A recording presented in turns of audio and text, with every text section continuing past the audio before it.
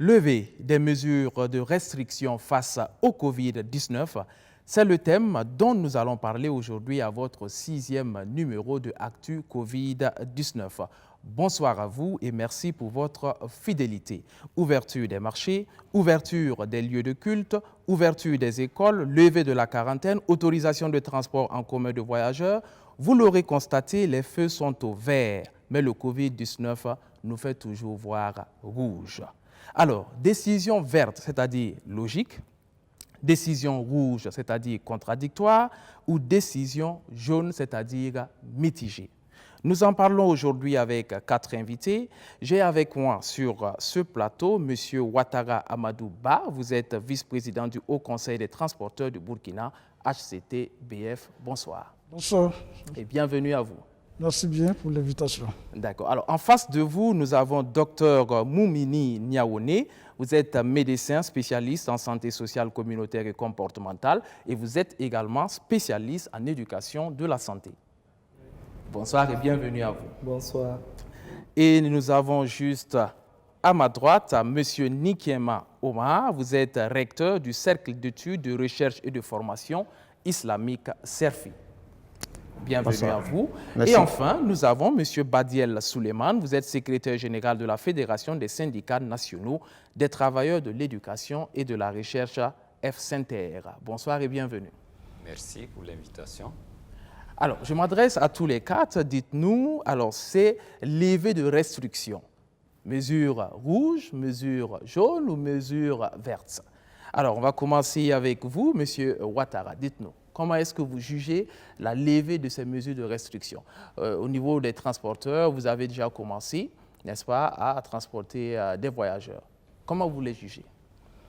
Alors, merci beaucoup pour cette invitation qui nous donne l'opportunité de nous adresser au public burkinabé, en lien bien sûr avec l'évolution en fait, de la pandémie, en opposition également en fait, avec les mesures d'allègement prises en fait ces derniers jours.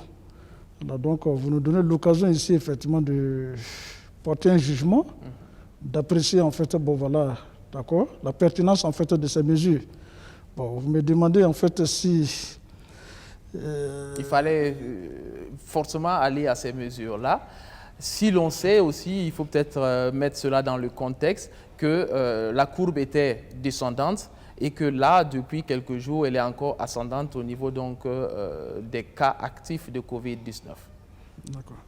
Alors moi, je dirais en fait que je commencerai même par citer effectivement, j'allais dire, un éminent en fait, comment dirais-je, écrivain national, maître Passeri Titenga, dit qu'il y a des situations où en fait, le droit ne suffit plus. La raison non plus, seul le contexte en fait, dicte la conduite à tenir. Et pour ce qui concerne effectivement, le contexte en fait national et même en fait international, effectivement, en lien avec la pandémie, il faudrait quand même en fait reconnaître que il faut saluer effectivement l'allègement de ces mesures, d'autant plus que effectivement, comment dirais-je, on avait tous constaté que la courbe d'évolution était à un moment donné en fait, décroissante. Alors, il ne faut pas vraiment espérer, effectivement, se retrouver avec zéro cas pour penser à une reprise en fait, des activités. À partir du moment où c'est tout à fait logique, il fallait y aller. C'est tout à fait logique. D'accord. Voilà. Okay. Bien évidemment, il faut en appeler effectivement au sens des responsabilités en fait, de tout un chacun. D'accord. À la fois individuellement que collectivement. Ok. D'accord. Formidable. Alors, en face de vous, nous avons Dr Moumini Niaoné. Alors, dites-nous, selon vous, alors, cette décision donc, de lever ces restrictions, voilà, il n'y a aujourd'hui que le couvre-feu qui demeure en vigueur, apparemment. Alors, comment est-ce que vous jugez de cette mesure-là? Pour moi, c'est une nécessité au vu du contexte socio-économique de la population. Cependant, je pense qu'il faut beaucoup de précautions. D'accord. Alors, quand vous dites que la courbe était descendante, il faut... On a eu 0 cas, faut-il le rappeler? Il faut analyser ça avec beaucoup de prudence aussi. Parce que ça peut dire que les populations n'appellent pas. Donc, on ne fait pas assez de tests. Parce qu'il faut voir, en analysant, il faut tenir compte du fait il faut regarder combien de personnes ont appelé, combien de cas suspects ils ont eu, etc., avant de dire que la courbe est descendante. C'est la même chose aussi pour la courbe ascendante. Il faut faire attention.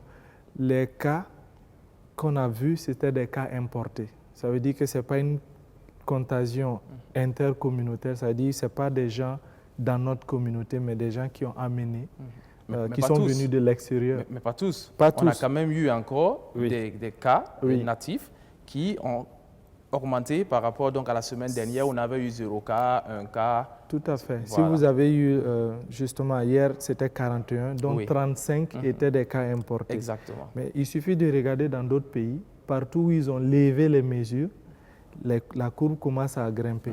Maintenant, c'est comment les mesures, ça veut dire comment on déconfine, quelles sont les comment on appelle, précautions qu'on prend pour accompagner.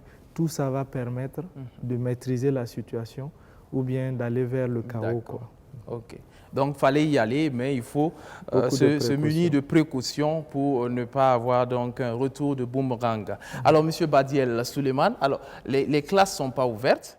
Cependant, il y a eu donc la rentrée pédagogique, pour ainsi dire, et les classes sont annoncées pour s'ouvrir très bientôt. Très bientôt, je le dis avec des guillemets, parce que bon, on a entendu également que c'est possible que ce soit encore reporté. Mais dites-nous, comment est-ce que vous voyez la levée de ces différentes restrictions dans leur ensemble?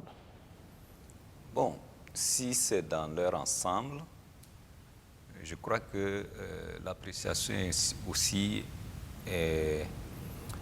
elle sera mieux faite si on regarde la gestion qui a conduit justement à cette levée-là. Parce que si on déconnecte les choses, l'appréciation peut être biaisée. À mon sens, c'est pourquoi moi je trouve qu'il y a des choses qui n'ont pas été bien articulées.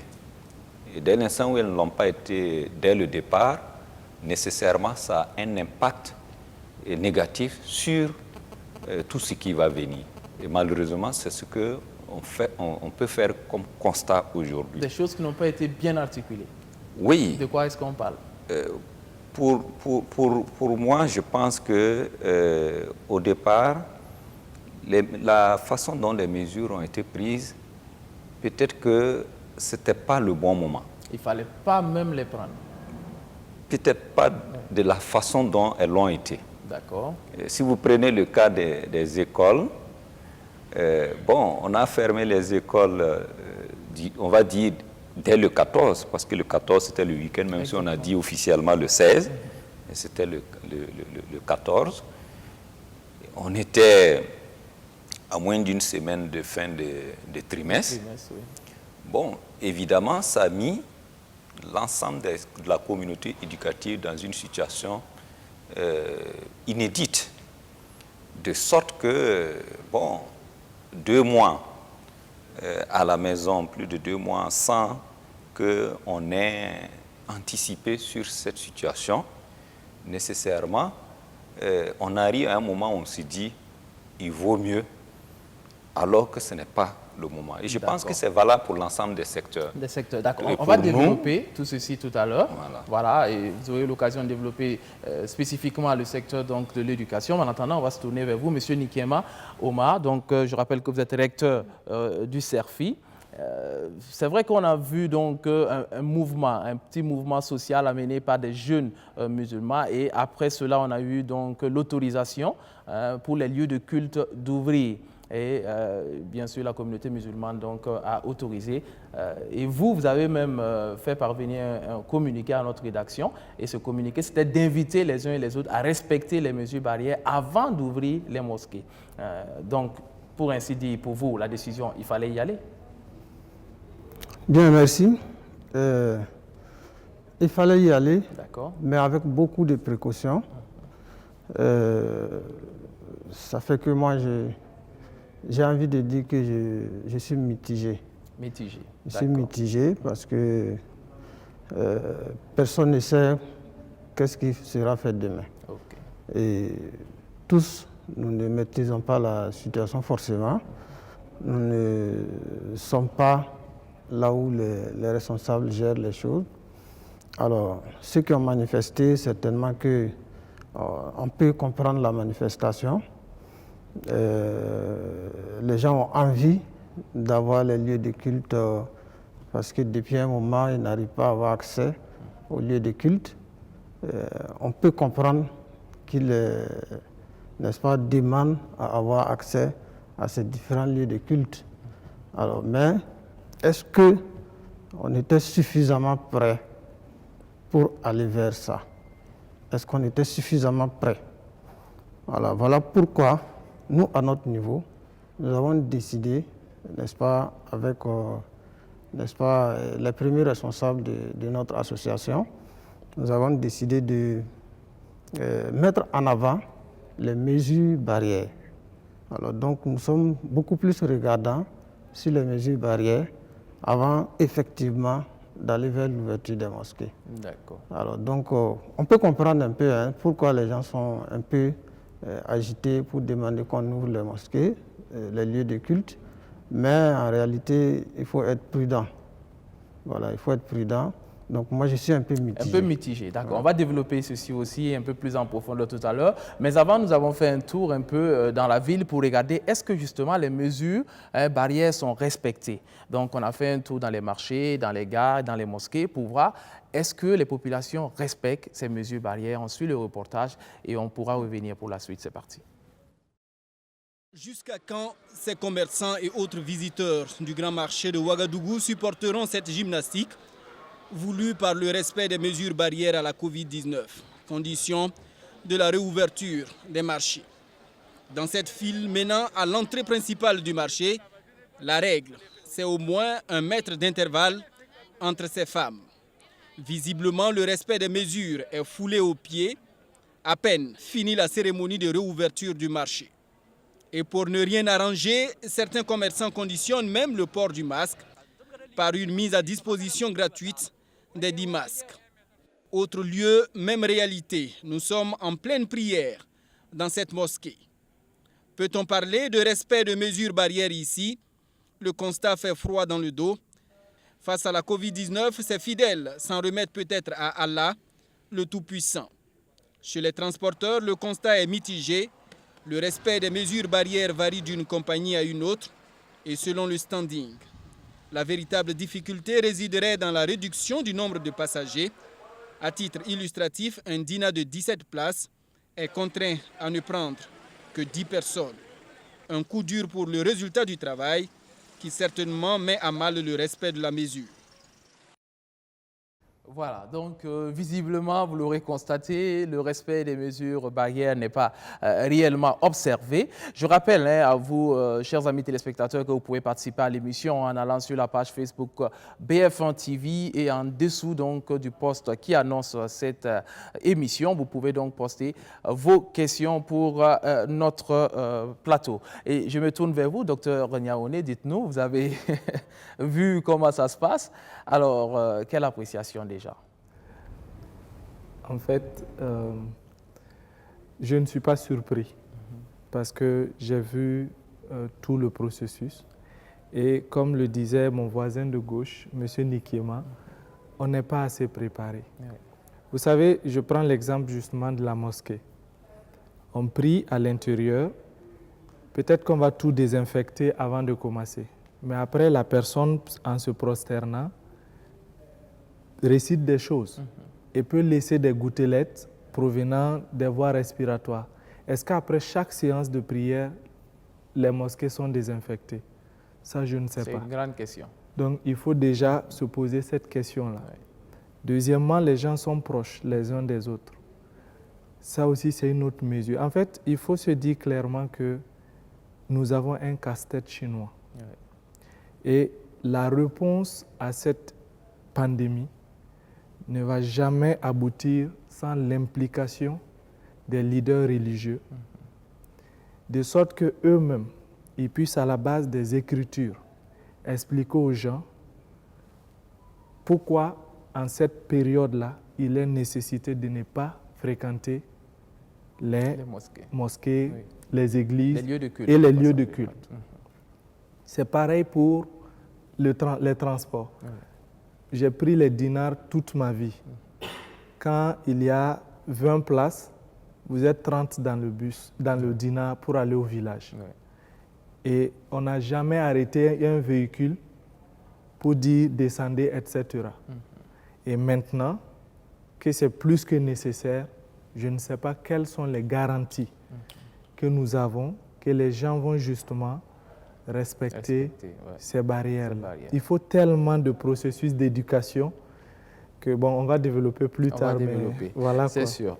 Alors donc on a vu qu'au niveau des transporteurs également, le respect est un peu difficile. Alors M. Ouattara, dites-nous, comment est-ce que vous vous organisez justement en votre sein pour le respect de ces mesures barrières? Parce qu'on l'aura compris, pour vous, il fallait aller vers cette reprise de l'activité. Mais comment on s'organise justement pour freiner la propagation de cette pandémie?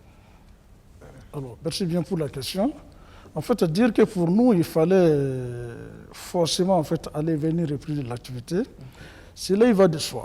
D'autant plus que effectivement, nous sommes un pays, quand même, en fait, bon, j'allais dire sans façade, d'accord, maritime, et il y a une forte mobilité en fait, bon, voilà, des populations.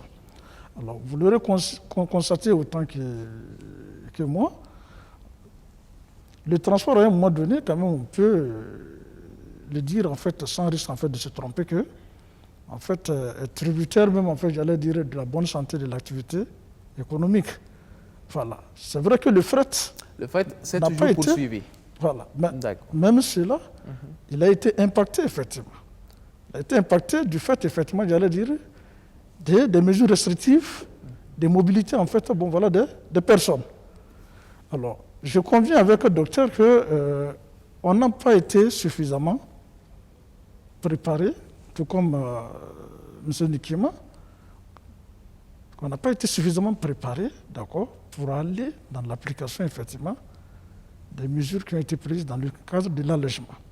Mais pour ce qui est du secteur des transports, à la différence, en fait, bon, voilà, des réalités, effectivement, vécues dans les lieux de culte, nous, à notre niveau, nous disons qu'avec le temps, et très bientôt, effectivement, on pourrait assister à un respect strict des mesures qui ont été édictées. Mais est-ce que même c'est normal que l'on mette des gens confinés dans un espace pour faire peut-être, je ne sais pas, 2 heures, 3 heures, 4 heures de temps, si l'on sait que dans un espace confiné, la contagion est beaucoup plus décuplée. Le risque de contagion est beaucoup plus élevé. Alors, c'est le contexte, en fait, j'allais dire, voilà, ça veut dire qui commande cela. À un moment donné, on était arrivé à un constat selon lequel il fallait vraiment, en fait, reprendre, en fait, l'activité. Et là, on bien parle évidemment d'économie. autour, pardon. Là, on parle d'économie. C'est parce qu'il y avait un impact économique. Non seulement il y a l'économie, mais il y a aussi, en fait, la dimension sociale. Parce que, rappelez-vous une chose, les mesures, en fait, d'allègement au niveau du transport sont conjuguées aussi, en fait, j'allais dire, à la perspective, en fait, de la reprise des activités, en fait, pédagogiques. Oui. Parce que Monsieur Badiel, en fait, peut m'appuyer là-dessus. Il y a eu quand même, en fait, bon, voilà, beaucoup de mobilité, d'accord, de bon nombre, effectivement, j'allais dire, de personnel, de l'éducation. Aussi bien même, en fait, bon, voilà, certains parents, même, en fait, d'élèves, que des élèves eux-mêmes. Alors, si on ne reprenait pas l'activité de transport, autant dire que ce serait vraiment utopique, en fait, que de penser quand même à une reprise, en fait, efficace et réussie, en fait, des activités académiques, pédagogiques. C'est ça, mais on est en droit de se poser la question. Alors, est-ce que justement, maintenant, on doit... Au niveau du secteur des transports, je pense oui. que des mesures ont été édictées. Nous avons vraiment procédé à la signature, en fait, d'un protocole. D'accord. D'accord, docteur Niaoune. En fait, il faut dire que la propagation de la maladie suit exactement le système de transport aussi. Si vous regardez d'où était Covid-19 dès le départ au Burkina, et vous regardez l'axe par lequel il s'est propagé, c'est la RN numéro 1. Exactement. Et donc, pour dire que c'est aussi une des clés. Si l'Afrique aujourd'hui a moins de cas que les autres continents, un des éléments est la mobilité des populations. Sur les 50 aéroports les plus actifs, les plus fréquentés, un seul est en Afrique. Si vous regardez dans nos pays africains, les capitales, ce sont les villes là où il y a beaucoup de gens. Les mobilités sont moindres que dans les autres pays. Exactement. Et donc, une des clés pour réussir la riposte, c'est le transport. Oui. Et donc, franchement, il faut tellement de rigueur. Et quand je vois notre niveau de responsabilité en tant que communauté, notre conscience de l'enjeu. Si vous avez une population qui n'y croit même pas. C'est ça. Si vous avez une population qui a cette tendance-là à défier l'autorité et autres, je ne suis pas en train de justifier, de dire que c'est bon ou pas, d'accord, parce que les gens ont leur raison. Je mets donc beaucoup de réserves, j'ai beaucoup d'inquiétudes, même si je sais que c'est une nécessité. Repartir doucement aux activités socio-économiques est une nécessité pour le Burkina. Sinon, des gens vont mourir d'autre chose que de Covid-19. D'accord. Voilà. Donc, on revient toujours à votre avis de départ. Il fallait y aller, mais c'est seulement les précautions. Moi, je ne peux pas m'empêcher de poser la question parce qu'on a vu l'exemple du Ghana qui est allé au déconfinement et le nombre de contagions a doublé. Complètement. Ils sont passés donc en 2 semaines donc jusqu'à 2169 cas alors qu'ils en étaient à 1000. Voilà, et 17 morts. Et ça, c'est vraiment énorme. Je pense que c'est quelque chose qui doit quand même nous faire peur parce qu'on est quand même un peu dans la même zone avec les mêmes types de configurations. Alors, dites-nous, M. Badiel, on va revenir à vous pour parler de l'éducation parce que ça va commencer bientôt. Et c'est une grande population. Voilà, il y a les enseignants, il y a le personnel administratif, il y a les élèves, bon, les écoliers, élèves, étudiants, tout le truc. Alors, est-ce qu'on y va déjà? Parce que vous êtes quand même un acteur de l'éducation. Est-ce qu'on y va? Est-ce qu'on va ouvrir réellement? Parce que hier, quand même, on a eu un petit doute, vu qu'on a entendu le porte-parole du gouvernement dire qu'il se peut que ce soit reporté. Vous, dedans, est-ce qu'on y va ou pas? J'espère qu'on n'y ira pas. Ah bon? Oui, moi je l'espère bien. Et c'est la position que défend mon organisation. Parce que vous l'avez dit, c'est une grande population. Ce sont des enfants, pour la majorité, mais c'est aussi des adultes. Parce que leurs encadreurs, ce sont des gens qui sont dans la tranche d'âge de ceux qui sont les plus exposés par rapport à cette maladie. Mais l'autre facteur important, c'est des lieux de confinement. Et donc, or, il se trouve que les mesures barrières qui sont annoncées pour aller vers cette reprise-là, l'analyse que nous faisons, ces mesures barrières-là sont très insuffisantes. Au-delà du comportement lié à notre communauté qui a été souligné tout à l'heure, ce sur quoi on met l'accent, ce sont les masques. Oui. Le docteur l'a dit tout à l'heure, le reportage le montre. Si les adultes eux-mêmes se comportent de cette façon vis-à-vis des mesures barrières, ce n'est pas eux qui vont accompagner leurs enfants justement à respecter ces mesures barrières-là. C'est pourquoi nous disons... Masques, on aurait appris qu'à partir de la semaine prochaine, le port sera obligatoire et les forces de défense et de sécurité vont y veiller, donc en faisant des contrôles. Oui, pour l'éducation, ils ont dit qu'ils vont doter l'ensemble des acteurs de 2 masques. Je ne sais même pas où ils vont trouver ces masques-là pour doter l'ensemble de ces acteurs-là d'ici la reprise. C'est irréaliste. C'est pourquoi nous avons tiré la conclusion qu'aller à l'ouverture des classes à cette date-là, c'est une aventure. C'est de l'aventure parce que ça ne garantit pas des mesures de santé pour la communauté, des mesures de sécurité et même des mesures d'équité quand on va aller dans les aspects de pédagogie. Donc c'est un ensemble de choses qui nous permet de dire que c'est trop prématuré. Et je voudrais terminer, parce que c'est important de le dire, le constat que nous faisons, c'est qu'on agite l'épouvantail d'une année blanche à la face de la population. Un peu comme on l'a fait avec le coronavirus au début, pour créer une psychose. Ah bon, vous croyez? Je crois bien. Je crois bien. Et nous disons au niveau de notre organisation... On est d'accord que la maladie existe. Non, j'ai dit, je parle de l'épouvantail de l'année blanche pour créer effectivement une situation de sorte que les gens acceptent d'aller vers la reprise des activités pédagogiques. Or, nous disons au niveau de notre organisation, parce que c'est important que les parents le comprennent, que la population comprenne. Ce n'est pas parce qu'on ne reprend pas les cours ici et maintenant, au moment où on n'a pas une maîtrise de la pandémie, que l'année est perdue. Loin de là.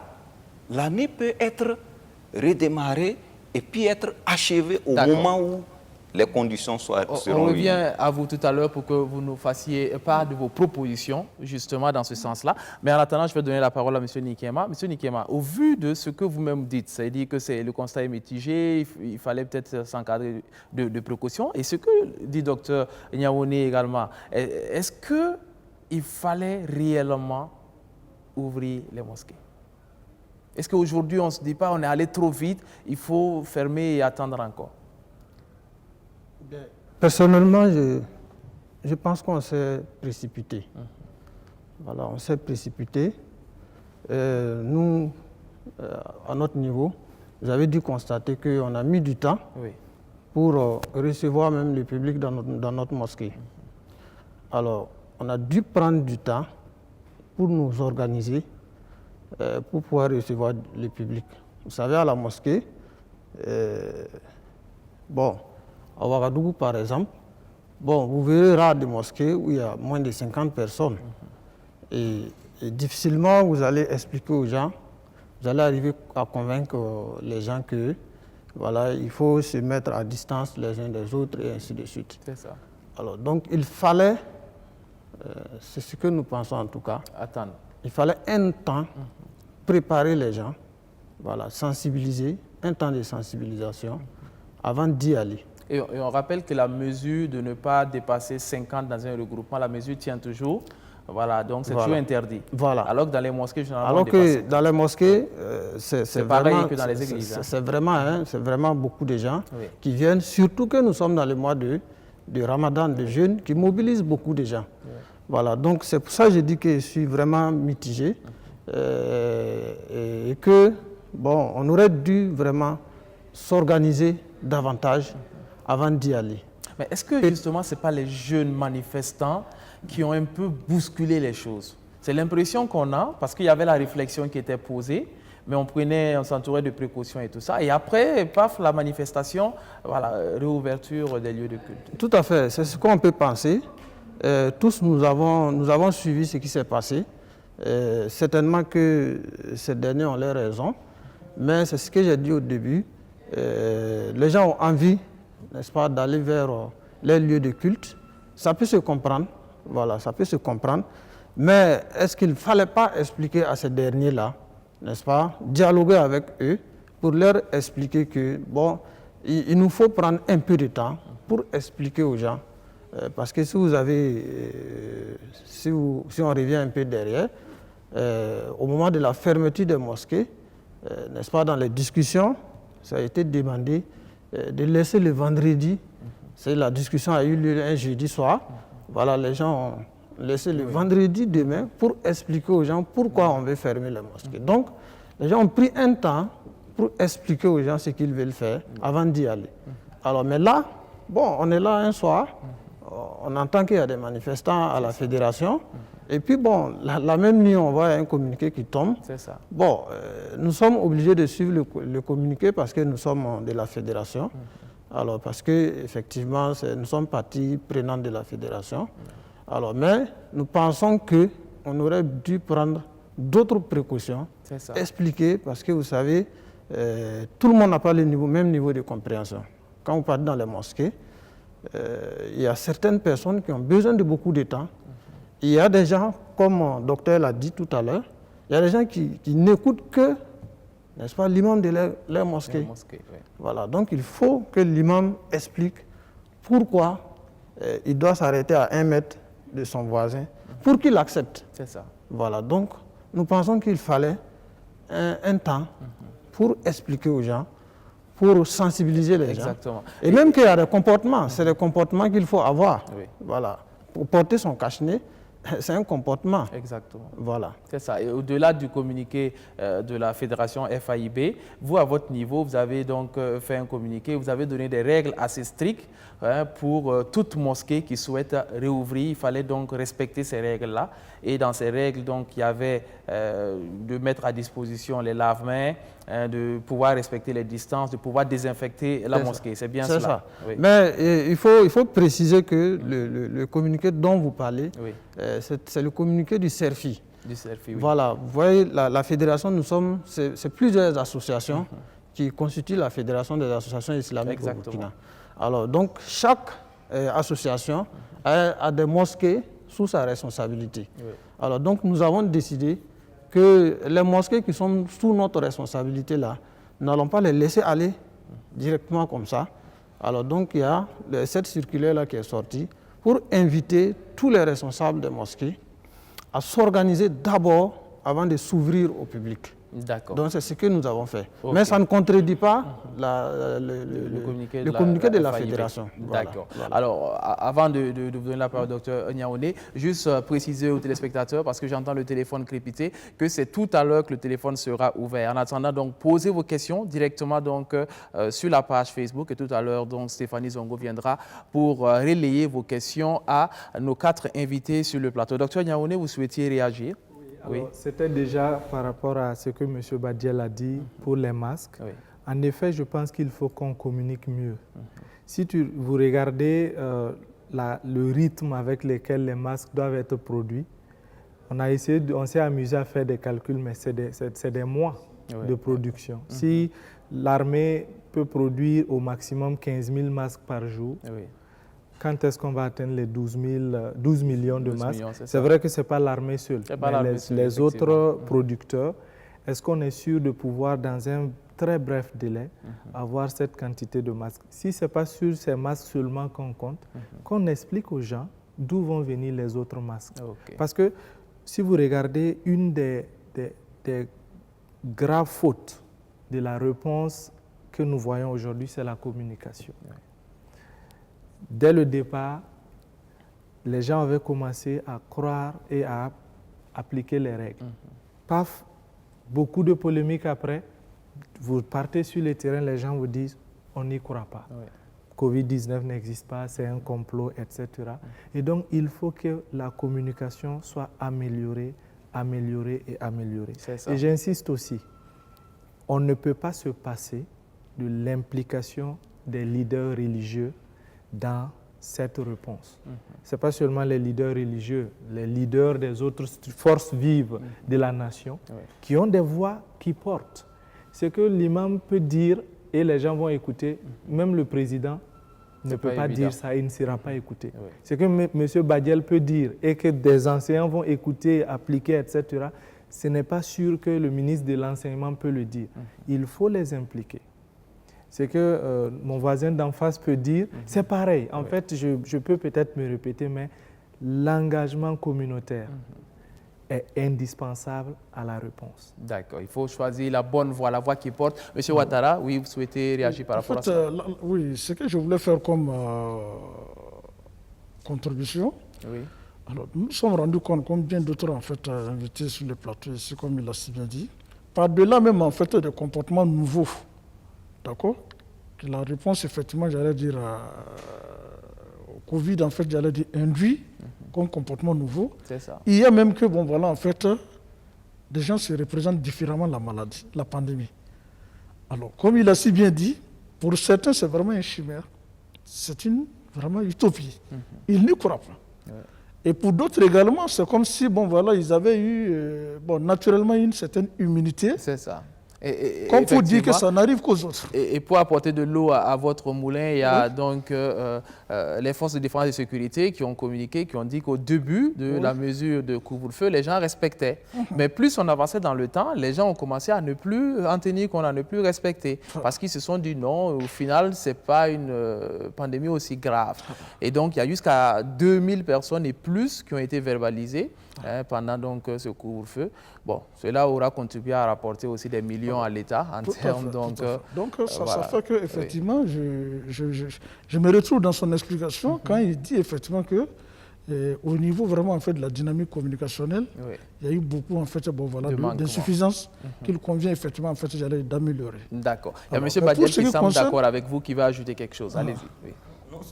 Je pense qu'il y a la dimension communication, mais il y a aussi, le docteur pourrait peut-être confirmer ou infirmer. Moi, je n'ai pas l'impression que les décisions qui sont prises au niveau politique s'appuient suffisamment sur des avis de techniciens du point de vue de la santé. Or, quand vous regardez ailleurs, en France, là, les décisions là, sont prises sur la base de ce que le conseil scientifique a élaboré et a fait comme constat par rapport à l'évolution de la pandémie. Chez nous, personnellement, je n'ai pas l'impression que c'est le cas. Parce que j'ai même posé la question en ce qui concerne l'éducation. J'ai dit, quel a été l'avis du ministère de la Santé, des techniciens, sur l'évolution de la pandémie pour que les ministères de l'éducation et de la recherche veuillent aller dans la direction où elles vont. Je n'ai pas eu de réponse jusque-là. C'est ça. Alors, on sait que les experts chinois qui étaient là ont déconseillé d'ailleurs la levée de ces mesures de restriction. Voilà, mais bon, au niveau gouvernemental, on a décidé de les lever néanmoins en s'entourant de précautions. Moi, j'ai envie quand même de vous poser la question. Aujourd'hui, est-ce que vous pensez que c'est la rue qui prend les décisions? Parce qu'on peut se poser cette question légitimement, puisque les gens ont marché pour demander qu'on rouvre les marchés. Les marchés ont été rouverts. Il y a eu la manifestation des jeunes musulmans et les lieux de culte sont ouverts. On peut se poser légitimement la question, est-ce que c'est la rue qui gouverne? Oui, vous voulez prendre la parole, M. Ouattara? Oui, dire que la rue a en fait, gouverné dans le cadre effectivement de la lutte contre le Covid, c'est un peu trop dit, mais il voit des preuves aussi. En fait, je pense que c'est là de notre effectivement, j'allais dire, de ce que effectivement les mesures d'accompagnement effectivement n'ont pas été à la hauteur effectivement, j'allais dire, des besoins ressentis en fait par les populations. Voilà. Je pense que c'est ça qui a commandé effectivement cette réaction. Voilà. Vous l'aurez constaté, on a vu effectivement des marchés fermés, la suspension en fait, des activités au niveau du transport. Bon. Quand vous regardez quand même en fait, les choses de près, vous dites, mais écoutez, le secteur informel, le Conseil national de l'économie informelle, moi j'ai suivi effectivement pas mal de sorties en fait, de leurs présidents. 95% en fait, quand même, en fait, j'allais dire, de notre économie relève effectivement du secteur informel. Bon, mettre tout cela en berne, bon, pour quand même en fait quelques dons vraiment en fait de vivre, qui ne peut même pas en fait couvrir en fait 112 heures pour une famille, vous comprendrez que bon, comme il a dit en fait Dr Nyoni, si des gens vraiment en fait ne reprennent pas de l'activité, ils vont mourir en fait. Pas de Monsieur Ouattara, et si la maladie repart de plus belle? Oui, c'est vrai qu'on a été en réalité, c'est un dilemme. C'est un dilemme. Nous nous retrouvons dans une situation, en fait, c'est un dilemme. Oui. On veut bien vraiment, en fait, j'allais dire, prévenir, d'accord, pandémie. On veut vraiment, en fait, freiner la propagation. Mais en même temps aussi, en fait, bon, on n'a pas vraiment, en fait, été très efficace aussi dans la réponse, en fait, qu'on apporte. Mais bon, quand cela ne tient, moi, je trouve, en fait, que il faut aller, d'accord, dans l'application stricte en fait des mesures barrières, les gestes barrières. Alors, si nous arrivons effectivement quand même en fait à respecter ces mesures barrières-là, je pense que l'activité aussi en fait peut se poursuivre. Mais le véritable problème en fait c'est à ce niveau-là. Comme il a si bien dit, il dit que lui il a toujours voyagé. Il a vu que même dans des dinars effectivement des minibus en fait qui doivent prendre au maximum, qu'il y a une capacité de 20, il se retrouve dedans une trentaine. Et jamais, en fait, bon, le contrôle non permis quand même, en fait, de mettre un terme à ces phénomènes-là. Oui. Alors, le protocole qui a été signé, il y a eu un arrêté interministériel, d'accord, avec quelques 9 ou 10 points. Et vous allez vous rendre compte que les gestes barrières sont tous repris dedans. Et en plus de ça encore, il y a des sanctions qui sont édictées. Alors, si vraiment, en fait, et d'ailleurs, c'est un arrêté interministériel. En fait, bon, voilà, le ministère en fait, de la santé, des Transports, le ministère de la Sécurité, le ministère de la Santé. Si à ce niveau-là, effectivement, j'allais dire, on met beaucoup plus, en fait, j'allais dire, de sérieux dans l'application des sanctions, nous pensons effectivement quand même on pourra contribuer efficacement, effectivement, j'allais dire, à limiter en fait la propagation. D'accord. Tant au niveau en fait, bon, voilà, des promoteurs en fait, de transport. Je vous suis bien, M. Ouattara. Pour vous, il faut sauver l'économie et c'est de bonne guerre. Mais, Dr Niaoune, est-ce qu'en sauvant l'économie, on ne va pas faire repartir la maladie? On revient à votre question. Est-ce que c'est la rue qui prend? Vous savez, partout dans le monde où la politique n'est pas orientée par la science, c'est une catastrophe. Prenez le cas des États-Unis. Ça chauffe là-bas parce que justement, on a un président qui a pendant longtemps n'y croyait pas, etc. Et quand vous prenez notre cas, j'ai vu que lors de la première sortie du président, il a parlé d'un comité scientifique à la présidence, je crois. Exactement. Mais à ce jour, je n'ai lu aucun papier de ce comité scientifique. Je ne dis pas que ce comité ne travaille pas, ce n'est pas ce que je dis, mais je n'ai pas l'impression qu'il est assez écouté. Je vais vous demander, est-ce qu'il y a des professionnels de santé au niveau parmi les conseillers du ministère de l'Enseignement, par exemple, qui puissent leur dire, attention, la santé des enfants, il faut impliquer ceci, cela, ceci, cela. Est-ce que c'est fait? Est-ce qu'il y a une concertation entre les ministres pour que justement les décisions soient orientées par la science? Je ne suis pas sûr, mais je pense que si ce n'est pas le cas, on doit rapidement rattraper parce que là, c'est très, très grave. Ce n'est pas seulement au Burkina que l'opinion publique, que certaines forces bousculent. On voit l'Allemagne qui était très bien partie, mais Angela Merkel est bousculée et elle est en train de libérer un peu. Mais elle dit, si nous libérons et que la maladie prend le pas, nous allons reconfiner. Et tout bon pays qui se respecte doit développer une stratégie de déconfinement et une stratégie de reconfinement. Parce que justement, si on ouvre et que ça ne va pas, il faut refermer. Et déjà pour ouvrir, il faut beaucoup de précautions. Et si ça ne va pas, il faut prévoir un autre plan qui est de refermer en ne répétant pas les mêmes erreurs que lors de la fermeture urgente qu'on a fait. D'accord. Oui, M. Badiel. Oui, je pense que c'est ça qui est important. C'est-à-dire que pour moi, la question pourrait se poser dans le sens de savoir est-ce que du point de vue politique, la gestion qui a été faite de la pandémie n'a pas permis d'aboutir à ce que nous avons vu et que vous appelez la rue qui gouverne. D'accord. C'est ça. Quelle est votre réponse? La réponse, c'est bien cela. C'est qu'effectivement, la gestion au plan politique de la pandémie n'a pas été à la hauteur. Et évidemment, quand il y a le vide, nécessairement, il se comble d'une façon ou d'une autre. Parce que les gens ont besoin de réponses. Et s'ils n'ont pas de réponses, ils vont eux-mêmes chercher les réponses. C'est comme ça. Or, le politique devait être celui qui... c'est son rôle de pouvoir anticiper pour apporter les réponses appropriées aux citoyens. Mais si ça ne l'est pas, les citoyens s'organisent d'eux-mêmes pour aller chercher leurs réponses, sinon imposer leurs réponses.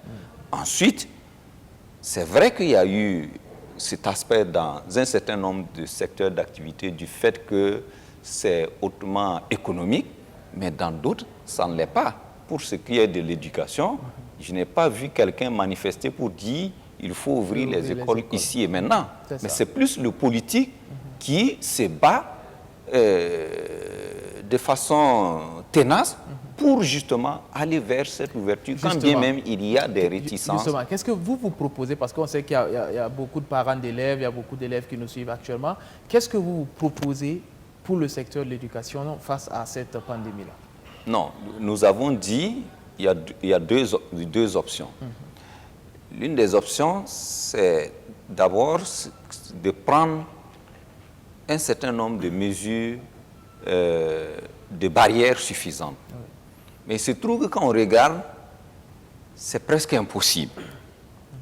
Parce que la distanciation, vous ne pouvez pas la faire dans le contexte de nos établissements et de nos universités aujourd'hui. Les effectifs sont pléthoriques. Voilà. Oui. Vous ne pouvez pas non plus faire un dépistage massif dans le secteur.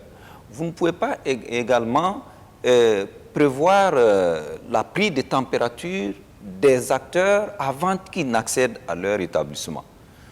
Donc la solution, c'est du moment où il n'y a pas d'assurance par rapport à la stabilité de la pandémie, c'est d'attendre. Nous disons qu'à tout moment, l'école peut reprendre et être achevée. Parce que c'est important. Il faut rassurer les parents que même si on ne reprend pas les cours maintenant, ça ne signifie pas qu'en les reprenant en septembre, par exemple, c'est une nouvelle année scolaire qu'ils auront à payer de la scolarité. C'est cette communication qu'il faut faire aux parents. Parce que ce sera la même année scolaire. Évidemment, si c'est une année qui doit s'achever, il n'y a pas de nouvelle scolarité à payer. Oh, ça, c'est des choses qui peuvent s'organiser. Je vous assure, tel que c'est prévu, même d'un point de vue pédagogique, ça va être catastrophique. Ah bon? Parce qu'on reprend pour la grande majorité le 25 mai. Exactement, les classes qui ne sont pas d'examen. Et puis, les dernières vont fermer le 27 juin. Oui. C'est 30 jours de travail. Et dans les 30 jours, ce qui est prévu, c'est à la fois les cours, ce sont des évaluations, ce sont des calculs de moyenne, c'est du temps pour tenir les conseils. Alors qu'en principe, il reste un trimestre. Ce n'est pas possible. Et je vous dis que si vous faites ça, il y a beaucoup d'établissements privés qui ne feront pas une semaine de cours. Malheureusement, on est dans un domaine où on ne peut pas dire faisons l'expérience et puis on va voir. Parce qu'il s'agit de nos enfants. Si c'est raté, malheureusement, les conséquences sont énormes. Il y a des voix qui se sont élevées peut-être dans d'autres pays voisins pour dire qu'on pouvait figer l'année. C'est-à-dire les élèves ont fait 2 trimestres, on fige l'année, on les évalue sur la base de ces 2 trimestres-là et ils vont en vacances. Et quand donc la maladie a disparu, on revient pour la nouvelle année et cette fois-ci, on fait un rattrapage et il continue. Ce sont des possibilités. Le drame chez nous, c'est que le ministère, et j'ai écouté les parents d'élèves hier également, c'est la même situation.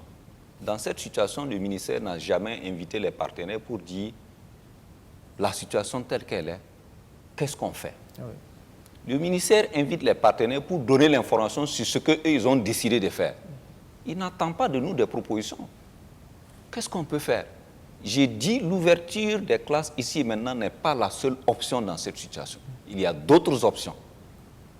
Mais c'est la responsabilité du gouvernement d'organiser de sorte que les intelligences se conjuguent pour faire d'autres propositions à même effectivement non seulement de ne pas exposer les acteurs de la communauté éducative à la pandémie, mais également de donner un minimum en termes d'éducation à nos enfants. D'accord. Donc, on aura compris que pour vous, il faut surseoir à cette rentrée et attendre donc que la pandémie disparaisse avant d'y aller. Si elle peut ne pas disparaître, mais on peut trouver les moyens pour mieux y faire face. D'accord. Voilà, c'est ça.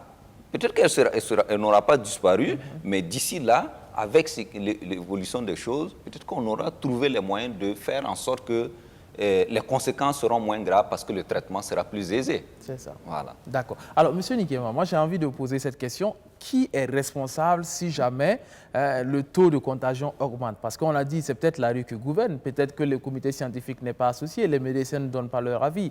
On a décidé d'ouvrir. Imaginons qu'au sein du CERFI, vous vous rendez compte qu'après les prières, il y a eu des cas. Et plein de cas, qui est responsable? Qui est-ce qu'on va blâmer à ce moment-là? Je pense qu'on peut dire qu'on est tous responsables. Parce que c'est bien de dire que c'est celui qui est en face qui est responsable. Mais aussi, il faut se poser la question de savoir qu'est-ce que moi j'ai fait pour que ça n'arrive pas. Parce que aussi, nous sommes des citoyens. Avant d'aller à la mosquée, je suis citoyen. Alors donc, je dois me poser la question de savoir qu'est-ce que moi j'ai fait pour que ça n'arrive pas.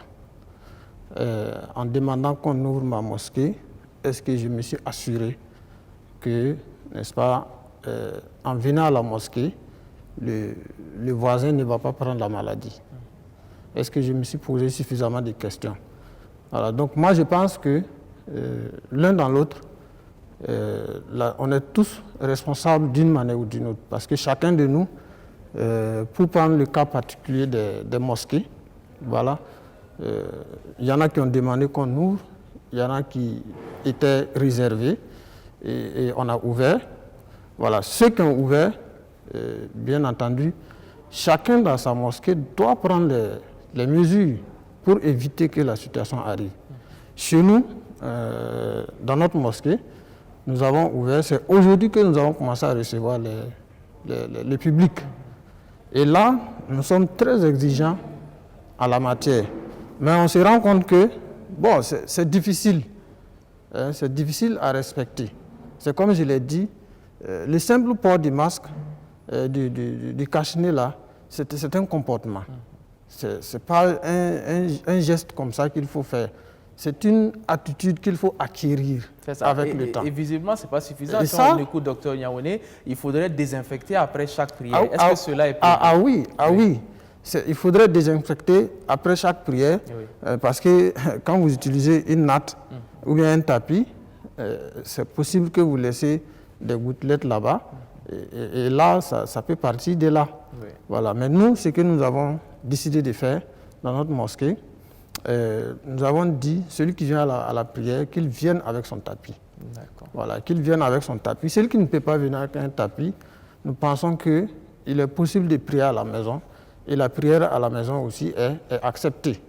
Voilà, donc ce sont des mesures comme ça que nous avons. En tout cas, nous sommes en train de travailler à ce que ce soit respecté. Mais c'est difficile pour tout le monde de respecter cela. Alors, donc quand c'est comme ça, nous disons, c'est mieux de rester à la maison, ne pas venir, ne pas fréquenter ces lieux-là. Voilà. Pour la désinfection, il y a beaucoup de mosquées qui ont désinfecté leurs espaces. Chez nous, on a désinfecté. Mais est-ce qu'on pourra désinfecter toutes les mosquées après chaque prière? Ça, c'est compliqué. Hein? Oui, c'est la grande question. C'est compliqué. Est-ce qu'on peut désinfecter toutes les mosquées après chaque prière? Même une fois par semaine, ce n'est pas quelque chose qui est donné à toutes les mosquées. Les lave-mains dont on parle, les gels hydroalcooliques dont on parle, ce n'est pas donné à tout le monde de le faire. D'autant plus que les mosquées étaient fermées depuis un moment. Alors, si on vous dit d'acquérir un lave-main qui coûte je ne sais pas combien de francs, alors que les mosquées, c'est ceux qui fréquentent la mosquée qui donnent 1000 francs, 500 francs, pourquoi on contribue à gérer ce qui se passe dans la mosquée? Alors, vers qui se tourner pour avoir ces différents, voilà, ces fonds-là. Bon, donc, vraiment, on est face. Vous, c'est vrai que la mosquée est ouverte, mais vous recommandez, tant que possible, aux fidèles de prier de chez eux à la maison. Oui, moi je pense que les responsables des mosquées, moi je parle vraiment aux responsables des mosquées. Oui. Si vous constatez que vraiment les gens ne respectent pas les mesures, il mieux vaut protéger les vies que de mettre en danger les vies là. C'est ça. Parce que ça, c'est un principe fondamental en islam, protéger la vie d'autrui et de soi-même. C'est très important. C'est ça. En même temps, il faut dire que c'est vrai, quand on ne prie pas à la mosquée, il ne s'agit pas non plus de se regrouper ensemble sous un hangar pour prier, parce que ce sont des choses qu'on a vues également. Effectivement. Et là, les gens ont quitté la mosquée, ils se sont regroupés au bord de la rue. Exactement. Et puis bon, le même phénomène se déroule. Alors que ce n'est pas ça. Voilà. Il faut rappeler qu'en islam, ce que vous avez l'habitude de faire en groupe, vous avez les bénédictions pour ça. Si une situation intervient et ça vous empêche d'accomplir cela dans le groupe, accomplissez ça individuellement. Vous avez les bénédictions de ce que vous pouvez faire, ce que vous faites. Voilà. Donc il n'y a pas lieu de forcer pour aller prier à la mosquée. D'ailleurs, actuellement, ce qui fait que les gens sont un peu en train de réclamer la mosquée, c'est les longues prières qu'on fait pendant le mois de Ramadan. Alors que ça, c'est des prières non obligatoires. Voilà, moi, c'est un peu le point d'interrogation que j'avais. D'accord. Les gens n'ont pas demandé qu'on ouvre les mosquées quand Ramadan n'était pas arrivé. Parce que là, c'est les prières obligatoires. Maintenant, pour les prières non obligatoires, là... là, ils manifestent. C'est la grande question. Docteur Niaoune, vous souhaitez réagir? J'ai envie d'applaudir après l'avoir écouté. Ça montre encore une fois la nécessité d'impliquer ceux qui savent pour qu'ils parlent, pour que les messages soient taillés sur le public cible. Parce que justement, il faut que les gens se réfèrent, ça veut dire qu'ils se réfèrent à leurs documents de base. Si tu es musulman, c'est le Coran, tu es chrétien, c'est la Bible. Il y a assez d'arguments pour dire, par exemple, ce que les gens ne savent pas, tu peux ne présenter aucun signe, mais porter le virus. Exactement. Rentrer prier, donner ça à ton patient diabétique, donner ça à ton patient hypertendu, qui par malheur peut mourir, alors qu'on sait ce que ça implique quand à cause de toi, quelqu'un meurt. Peu importe la religion, que ce soit dans l'islam, dans le christianisme, c'est dit, tu aimeras ton prochain comme toi-même. Et si tu aimes ton prochain comme toi-même, le minimum, c'est de ne pas aller lui donner des maladies à l'église. Et ce n'est écrit nulle part que si tu ne pries pas à la mosquée ou à l'église, ce n'est pas accepté. D'ailleurs, on aime à le dire, la meilleure mosquée, la meilleure église, c'est d'abord dans ton cœur, c'est d'abord dans l'esprit. Il faut qu'on dise ça franchement, parce que le problème, c'est quoi? Les questions religieuses sont tellement sensibles. Il suffit de l'aborder, tu es vu comme le diable, tu es vu comme la persona non grata. Alors qu'il faut, dans ces situations-là, avoir le courage de dire les choses telles qu'elles sont. Mais parfois, on n'est pas la meilleure personne. Ce que je suis en train de dire, je ne suis pas la meilleure personne pour le dire. Il faut que le pasteur le dise, il faut que le père le dise, il faut que l'imam le dise. C'est ça qui marche et il faut le faire.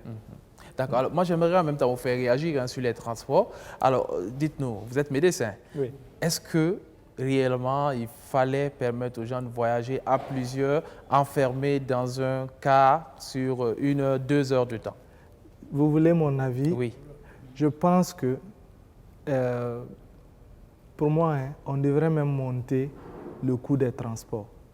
Ça découragerait les gens à voyager inutilement. Puisqu'on dit de réduire le nombre de personnes dans le car. Je sais que les gens ne vont pas prendre leur car, aller à Bobo avec seulement 20 personnes pour une place de 75 par exemple, parce qu'il faut compenser le carburant, il faut que ce soit rentable. Il faut augmenter le coût pour que ça décourage les voyages inutiles. Ça, c'est mon avis. Et c'est basé sur la science. C'est ce qu'on appelle le nudging en termes de sciences comportementales. Vous faites ça, vous découragez beaucoup qui ne le feront pas. C'est comme augmenter le coût de la cigarette. Ça décourage certains, ils ne fumeront plus. Il faut faire ça. Si on est obligé de voyager, d'accord, mais il faut payer le prix. Et vous verrez que ça peut déjà résoudre une partie. Il faut aussi que les transporteurs se dotent d'un certain nombre de choses. Les gels hydroalcooliques, de sorte que même dans le car, le convoyeur puisse, pendant le trajet, passer de temps en temps, faire désinfecter les mains, rappeler aux gens régulièrement le port du masque pendant le voyage et faire en sorte que chacun soit lui-même le garant de son camarade. S'il enlève, vous dites portez votre masque, monsieur. Parce que quand le masque ne couvre pas le nez, vous n'avez pas porté le masque. C'est inutile. Voilà. Donc, il y a tellement de choses.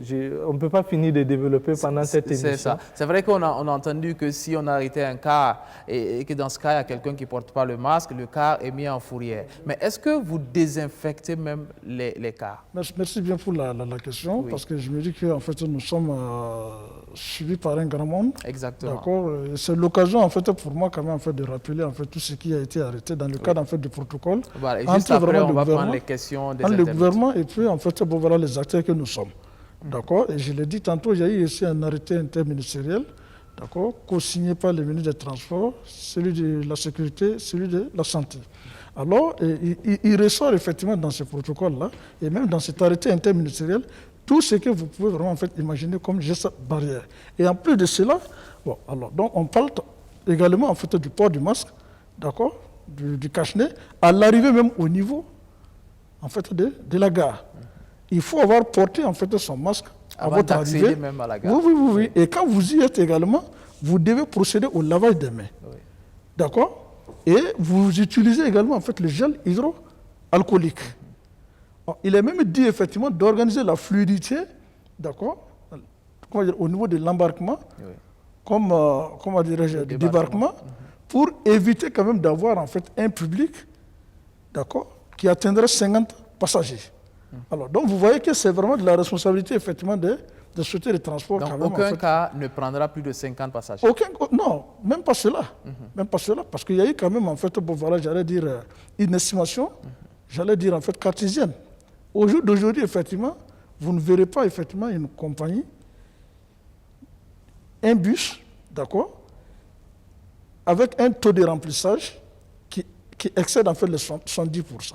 70%, voilà, 70% c'est le maxi. Seuls les bus en fait VIP ont été autorisés même en fait à transporter effectivement 50 passagers, alors qu'ils ils ont une capacité en fait de 55 maximum.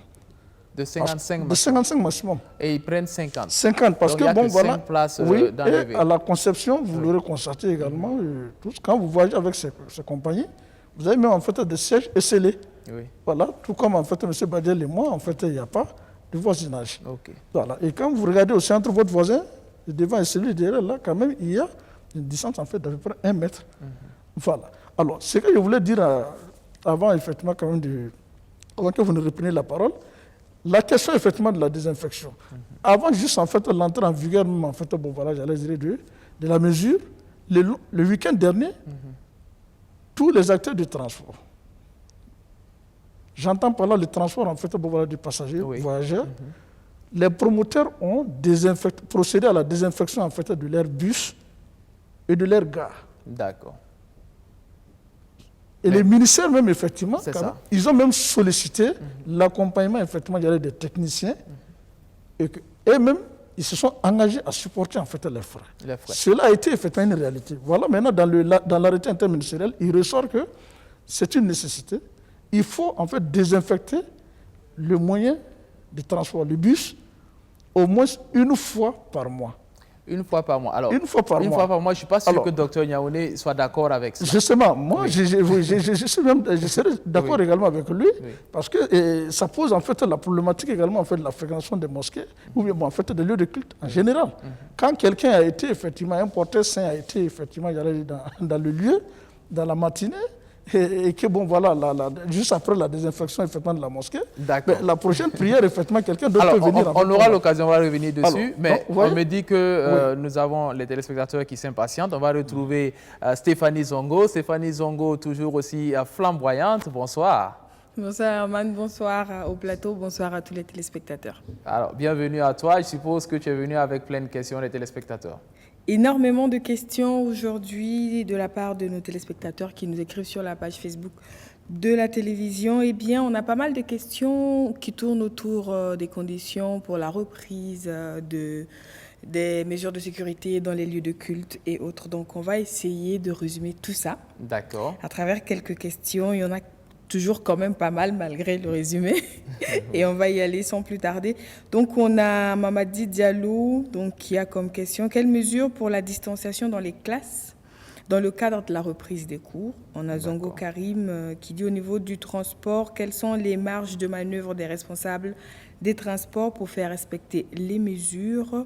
Et Monsieur Nabier qui s'adresse à Monsieur Badiel en se demandant si c'est vraiment possible de reprendre les cours à la date prévue. Zanga Seydou Ouattara, bonsoir à l'ensemble du plateau. Donc, quelles sont les garanties que le représentant des lieux de culte donne afin de voir les fidèles respecter les mesures barrières? Aminata Kouala, franchement, je m'inquiète beaucoup pour nos enfants qui seront exposés en allant à l'école et aimerais savoir, est-ce qu'il n'y a pas une possibilité de valider autrement l'année? D'accord. Alors, on va déjà répondre à ces questions-là. Oui. Alors, on va commencer par la dernière. Est-ce qu'il y a une possibilité de valider autrement l'année? On en avait un peu parlé. Monsieur Badiel. Ça, c'est une décision qui ne m'appartient pas. Elle appartient à l'autorité. J'ai dit que si les autorités en charge de l'éducation invitent les partenaires autour d'une table pour faire des propositions, il y aura certainement des propositions. Mais moi, je ne suis pas...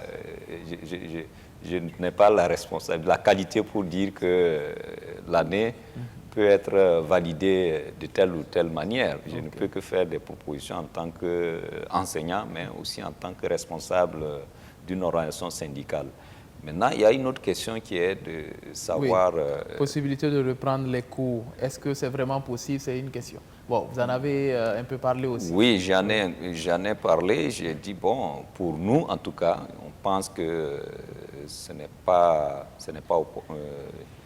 ce n'est pas le moment, ce n'est pas indiqué effectivement de reprendre les cours à l'heure actuelle, mais la question à laquelle je voulais répondre, parce que je ne l'avais pas... Les mesures de distanciation dans les salles de classe. Le ministère nous a dit clairement qu'il n'y en a pas. Parce que nous-mêmes, on a posé la préoccupation. En tout cas, ils nous ont dit la semaine dernière clairement, il n'y en a pas. Si vous faites retourner tous les élèves et les étudiants à l'école et dans les universités aujourd'hui, il n'y a aucune mesure qui permet de faire une distanciation. Il ne pourra pas en avoir. Ça, au moins, c'est clair. C'est ça. Et or, c'est une dimension extrêmement importante. Je voudrais terminer sur cet aspect pour dire, comme on parle des mesures de protection, parce que c'est vrai, on parle beaucoup des masques, on met ça en avant. Et j'ai entendu les autorités aussi dire, bon, ça protège à hauteur de 70%. Mais j'ai dit, ce qu'on ne dit pas aux populations, c'est quel type de masque tu protèges jusqu'à ce taux-là. Parce qu'il y a différents types de masques. Ce n'est pas les bavettes en tissu dont on va doter les acteurs de la communauté éducative là, qui auront un taux de protection de cette hauteur. Ah bon? Ah non. Ça, au moins, le docteur peut le confirmer. C'est pourquoi je pense que, comme il l'a dit, il y a un problème de communication. On a l'impression qu'on communique pour faire accepter des choses. Or, à la mise en œuvre, ça va se révéler catastrophique. Et les conséquences, c'est qu'effectivement, on ne pourra plus à l'autorité. Par rapport à cet aspect, moi, j'aimerais que Dr Niaoune réagisse. Parce que là, ce sont des enfants et on s'est rendu compte depuis le début que les enfants ne sont pas aussi sensibles à la maladie que les adultes. D'ailleurs, dans certains pays, les enfants ont repris les cours de la maternelle jusqu'au tour de 5e, 4e, 3e. Voilà, et les plus grands attendent toujours. Est-ce que c'est la raison qui pousse le gouvernement à vouloir reprendre les cours en se disant, bon, comme les enfants ne sont pas vraiment sensibles à la maladie? Il faut faire attention. Parce que les enfants, on a remarqué effectivement que la maladie est moins grave chez les enfants, mais c'est des porteurs sains. Ils peuvent être de très bons véhicules de la maladie. Donc il faut faire déjà attention par rapport à ça. Et on ne finit pas de découvrir des choses sur Covid-19. Il n'y a pas longtemps, la semaine passée seulement, on a vu en France et en Angleterre des cas d'atteinte du muscle cardiaque chez des enfants. Pour dire qu'il faut faire attention. Cependant, par rapport au port du masque, j'aimerais dire que le port du masque ne protège pas celui qui le porte. Il permet de protéger autour de lui les autres. Donc, par exemple, si on regarde le site du Center for Disease Control, ils disent que le masque en tissu là est déjà très bien. Ça peut aider énormément. Je n'ai pas les chiffres exacts par rapport aux 70% ou autres, je ne les ai pas. Mais je sais que le port du masque, peu importe le type du masque, il permet de limiter la propagation de la maladie. Et si tout le monde respectait ça, c'est déjà très bien. Mais le port du masque n'est pas suffisant. Il faut toutes les autres mesures barrières pour espérer augmenter le risque, réduire le risque de transmission. Notamment la distanciation. Et si on n'a pas de distanciation sociale au niveau des écoles, je suis désolé, on est dans une situation assez difficile. Assez difficile. Alors, M. Nikema, avant de venir à vous, M. Nikema, bon, c'est vrai qu'on en a un peu parlé, mais le téléspectateur demande quelles sont les garanties que vous pouvez offrir pour dire que, bon, si les gens viennent, il n'y aura pas de contagion, ça va aller. Bon, on en a un peu parlé aussi. Tout à fait. C'est quand même une question difficile parce que toutes les mosquées ne sont pas forcément sous notre responsabilité. Les mosquées qui sont sous notre responsabilité, c'est ce qu'on a dit au départ, il a été clairement demandé à toutes les mosquées, n'est-ce pas, tant que vous ne réunissez pas les conditions, tant que vous n'êtes pas à mesure de faire respecter les différentes mesures-là, inutile d'ouvrir au public. Donc c'est ce qui a été demandé. Mais malheureusement, moi personnellement, je suis dans un quartier aussi. J'ai pris souvent dans d'autres mosquées de quartier. Mais vraiment, c'est effrayant, quoi. Voilà, il n'y a rien qui est respecté. Il n'y a rien qui est respecté. Bon, est-ce que moi je peux dire qu'il y a des garanties? Il n'y en a pas. Je ne peux pas dire qu'il y a des garanties. Donc je rappelle que vous recommandez à tout un chacun, c'est mieux de prier à la maison. C'est mieux de prier à la maison. D'ailleurs, c'est l'occasion. Voilà, parce que Dieu nous dit que nos maisons sont des mosquées. là où nous sommes là, nos maisons là, c'est des mosquées. Et nous n'avons pas l'habitude de passer beaucoup de temps à la maison, de prier avec notre femme, nos enfants. On n'a pas l'habitude de le faire. Donc je pense que cette situation-là, à quelque part, nous permet de corriger quelque chose qu'on n'avait pas l'habitude de faire. Voilà, quelqu'un nous a demandé, mais si je vais prier avec ma femme, elle se met où, je me mets où? Voilà, donc voilà, ce dernier-là, lui, va apprendre comment diriger la prière à la maison. Donc c'est pour dire qu'on devrait plutôt profiter de cette situation-là, voilà, pour corriger certaines choses, pour apprendre certaines choses, plutôt que de se précipiter alors qu'on n'a pas vraiment beaucoup d'assurance. C'est ça. Merci pour cela. Je vais permettre donc à M. Ouattara de réagir également parce que la même question vous est posée. Quelles sont les garanties et les marges de manœuvre dont vous disposez à votre niveau? Non, il faut relever ici que pour ce qui concerne en fait l'activité de transport, alors quand vous regardez le contenu effectivement de l'arrêté interministériel, j'avoue que si le respect était strict,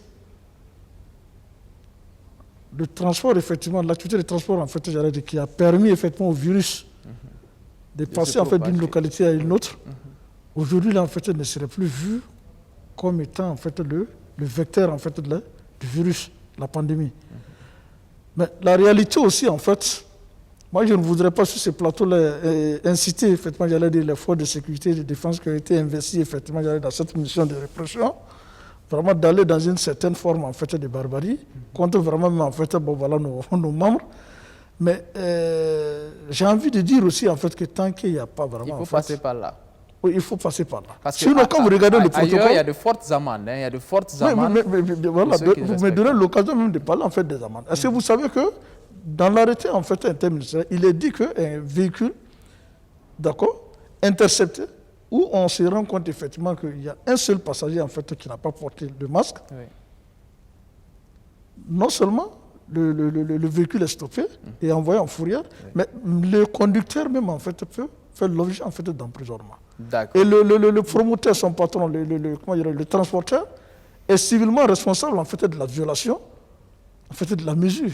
D'accord, j'ai bien compris. Alors, le réalisateur Ocassien qui me fait signe, il me dit donc qu'il y a beaucoup de questions. Il y en a donc sur la page, il y a également des appels qui viennent. Donc, on va aller un peu rapidement sur les réponses. Alors, Stéphanie, on revient vers toi pour une autre série avant d'ouvrir aussi le téléphone.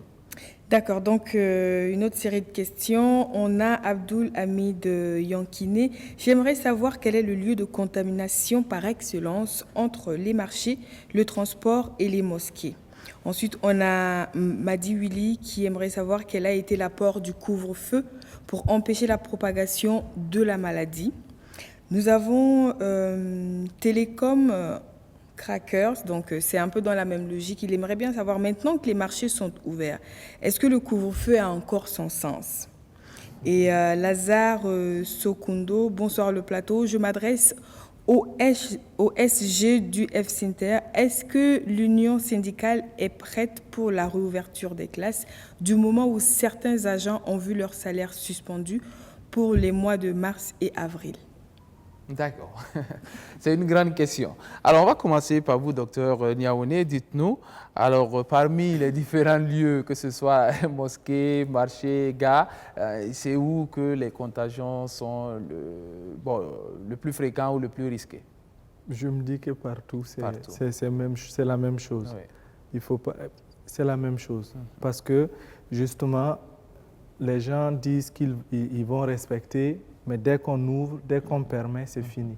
Je vous dis que les gens vont porter leur masque, rentrer dans les gares, porter leur masque, rentrer dans le car et puis enlever.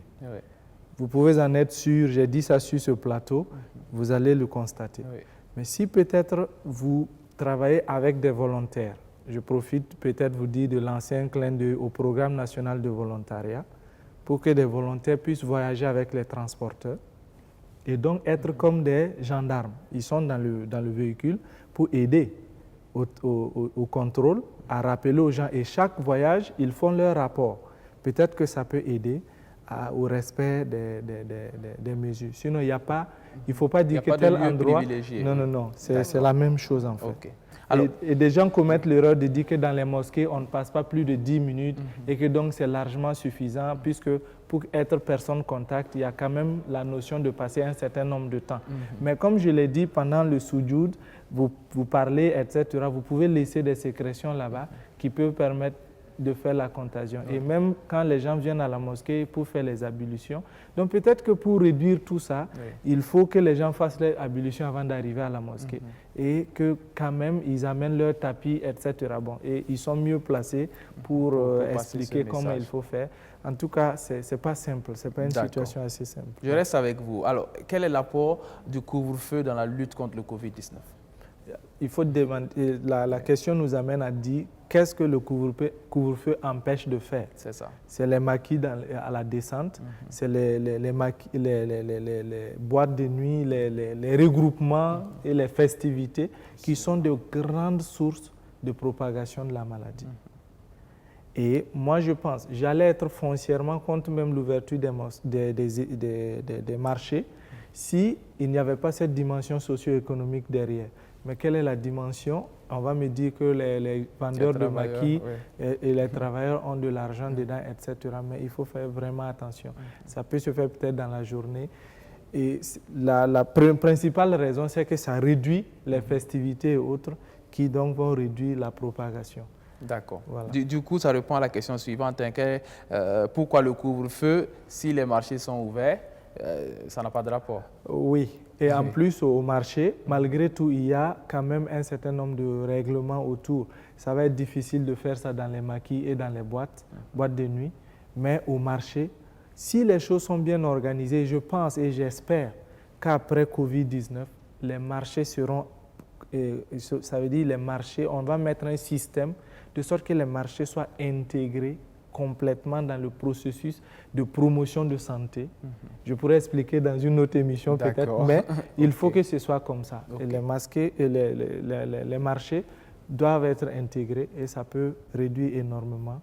D'accord. Alors, il y a une grande question pour vous, M. Badiel. C'est une grande question, mais je vais vous demander d'y aller assez rapidement. Alors, est-ce que vous êtes prêt pour reprendre les cours, d'autant plus qu'il y a des enseignants qui ont vu leur salaire suspendu. Donc, c'est une grande question. Mais on va aller très vite parce qu'il y a d'autres questions derrière. Non, nous avons posé cette préoccupation-là comme un préalable à une reprise normale des activités pédagogiques. C'est important les termes. Et ça, l'autorité le sait. C'est pour dire quoi? Parce que la fermeture des classes, ce n'est pas nous qui l'avons décidé. Son ouverture, ce n'est pas nous qui allons la décider. Mais l'opinion doit savoir et l'autorité sait aussi que les classes fonctionnent. Si les classes fonctionnent, nous, on a toujours des moyens d'action en tant qu'organisation syndicale pour faire aboutir nos préoccupations. C'est en ces termes que ça se pose. Voilà. Donc actuellement, c'est-à-dire peu importe ce qui va être pris comme décision, tant que la situation de vos militants n'est pas régularisée, pas question de reprendre les cours. Il ne sera pas question, même si l'école est ouverte, elle ne va pas fonctionner normalement, ça c'est clair.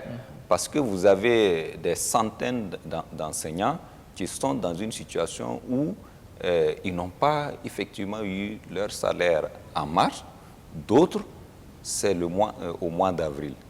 Le plus grave, c'est quoi? C'est que l'autorité a choisi, à la fin du mois d'avril, de corriger cette situation pour quelques-uns d'entre eux, en faisant même le rappel.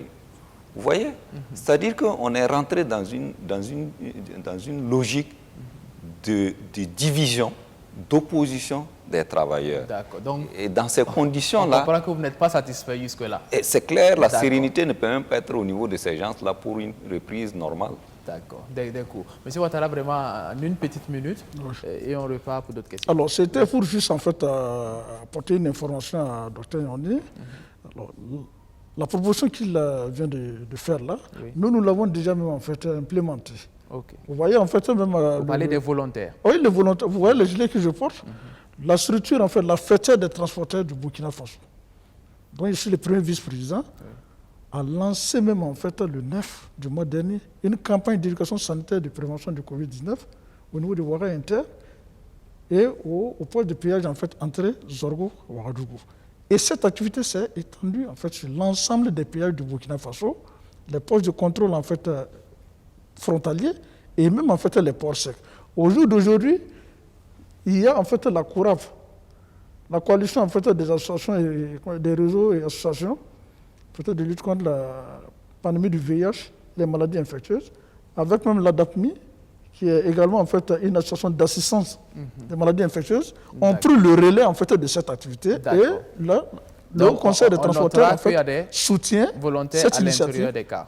Vous le verrez en fait au niveau des différents péages, pas moins en fait de 8 animateurs, vêtus effectivement, j'allais dire en fait des gilets, portant en fait bon voilà l'emblème du Haut Conseil. D'accord. Alors c'est pour dire que cette dimension est déjà prise en compte. Exactement. Nous sommes en fait, c'est vrai en fait une structure en fait de transporteurs, mais nous ne nous sommes pas mis en marge effectivement en fait de cette lutte. D'autant plus que les chauffeurs routiers sont ceux-là effectivement quand même qui partent d'une ville. D'accord. Alors une mesure de plus parce que si c'est pas respecté, après vous allez payer aussi les pots cassés, véhicules en fourrière et tout ce qui s'ensuit. On retourne vers Stéphanie Zongo et je rappelle donc que le téléphone est ouvert à ce moment. On pourra alterner entre les questions au téléphone, les questions des internautes et c'est le 25 37 63 33 qu'il faudra donc composer pour poser les questions en direct. Alors Stéphanie Zongo, quelques questions encore? Oui, encore quelques questions. On reste vraiment dans le milieu de l'enseignement. Cette fois, c'est Sibiri Ouedraogo qui veut savoir concrètement pour le 11, sur quel pied les élèves et enseignants danseront-ils réellement? Est-ce que les cache-nez peuvent être utilisés au primaire? Sans détour, en connaissant les enfants, il aimerait avoir une réponse. Est-ce que les enfants au primaire pourront utiliser le masque? Ensuite, on a la Moussa Pascal, en fait, c'est comme si c'était une suite de la question par rapport au couvre-feu, qui aimerait savoir si c'est parce que le virus se propage uniquement la nuit. Bon, c'est juste pour rire, je crois. Je suis pas sûre. D'accord. Parce que il aimerait savoir en quoi le couvre-feu constitue une mesure barrière du moment où les bars, restaurants et maquis sont fermés. Voilà. D'accord. Donc, si c'est fermé, pourquoi encore rajouter un couvre-feu sur ça? Est-ce que ça veut dire que c'est la nuit que le virus se promène dans les rues? Donc, ensuite, nous avons Oumarou Béré. Bonsoir à vous. Ma question va concerner la réouverture des lieux de culte et précisément les mosquées. Quelles seront les mesures qui seront imposées par les responsables religieux pour le respect de la mesure de distanciation, tout en sachant que les musulmans prient en se mettant côte à côte? Donc, est-ce que les responsables des mosquées peuvent imposer une certaine distance au moment de la prière? On a connu Yirassou. Bonsoir. Pour ce qui concerne les lave-mains que l'État laisse à la charge des APE et AME, est-ce qu'il y aura entente entre les parents et enseignants? D'accord. Donc, je m'arrête là. Voilà, on va essayer donc de donner des éléments de réponse à cette question. Alors, d'abord, est-ce que le 11 mai, je pense que vous avez déjà répondu, M. Badiel, le 11 mai, pas question, si j'ai bien suivi. Non, parce que le 11 mai, nous disons que ce serait une aventure. D'accord. J'espère que ce qui a été dit au Conseil des ministres hier, c'est une prudence qui prend en compte effectivement tous les éléments qui sont développés autour de la question et que d'ici là, les autorités se rendront compte que le risque est trop gros pour l'ensemble de la communauté et prendra une décision, à mon avis, qui tienne beaucoup plus compte de la réalité du terrain. D'accord. Voilà. Donc, vous comptez sur la magnanimité, le sens des responsabilités de l'autorité? Parce qu'on ne va quand même pas appeler nos collègues et nos militants à aller à l'aventure. D'accord. Ah oui, on ne va pas compter juste si on se rend compte qu'effectivement, j'ai entendu des gens ce matin sur une certaine presse dire qu'il faut foncer. Nous, on ne va pas appeler nos militants et nos collègues à foncer. D'accord. Non. OK. Mais si les situations sont régularisées par rapport aux coupures de salaire? Non. Même là. Il y a deux situations. C'est ça. La question du préalable, là, il va être réglé. Pour moi, il va être réglé. C'est sûr. Ça, c'est sûr, d'une manière ou d'une autre. OK. Mais au-delà de ça cela, n'enlève rien aux préoccupations que nous posons et qui sont liées aux insuffisances énormes contenues dans le plan actuel qui propose l'ouverture des classes et le retour. C'est bien compris. Voilà. Monsieur Badiel, c'est assez clair. Alors, Monsieur Niaoune, est-ce que les élèves du primaire peuvent porter le cache-nez sans problème? Oui, tant qu'ils ont plus de 2 ans et qu'ils peuvent enlever eux-mêmes le cache-nez lorsqu'ils suffoquent, ils peuvent le porter. D'accord. Mais disons-nous la vérité, on sait qu'ils ne vont pas porter. Parce que le début, quand vous portez le masque dès le début, c'est difficile. Il faut un bout de temps avant de s'adapter. Et ça va être beaucoup difficile pour les enfants. Il faut juste le savoir et travailler avec. Peut-être que justement, si on a un bon suivi à l'école et tout, on évite les récréations, que les enseignants parlent assez, ça peut peut-être donner de bons résultats avec le temps. D'accord. Alors, Stéphanie Zongo m'a fait savoir que la question était sérieuse, alors je vous la pose. Est-ce que le virus se promène la nuit? C'est une question qui peut sembler de plaisanterie, mais d'autres peuvent le penser. D'accord. Le virus, pour ce qui est de Covid-19, se déplace uniquement avec les humains, pour le moment. Ça veut dire que quand on prend, ça quittait les animaux vers les humains, mais actuellement, il se propage avec le déplacement des humains. Et l'une des mesures pour limiter sa propagation, c'est de limiter le mouvement des humains. Et le couvre-feu limite le mouvement des humains.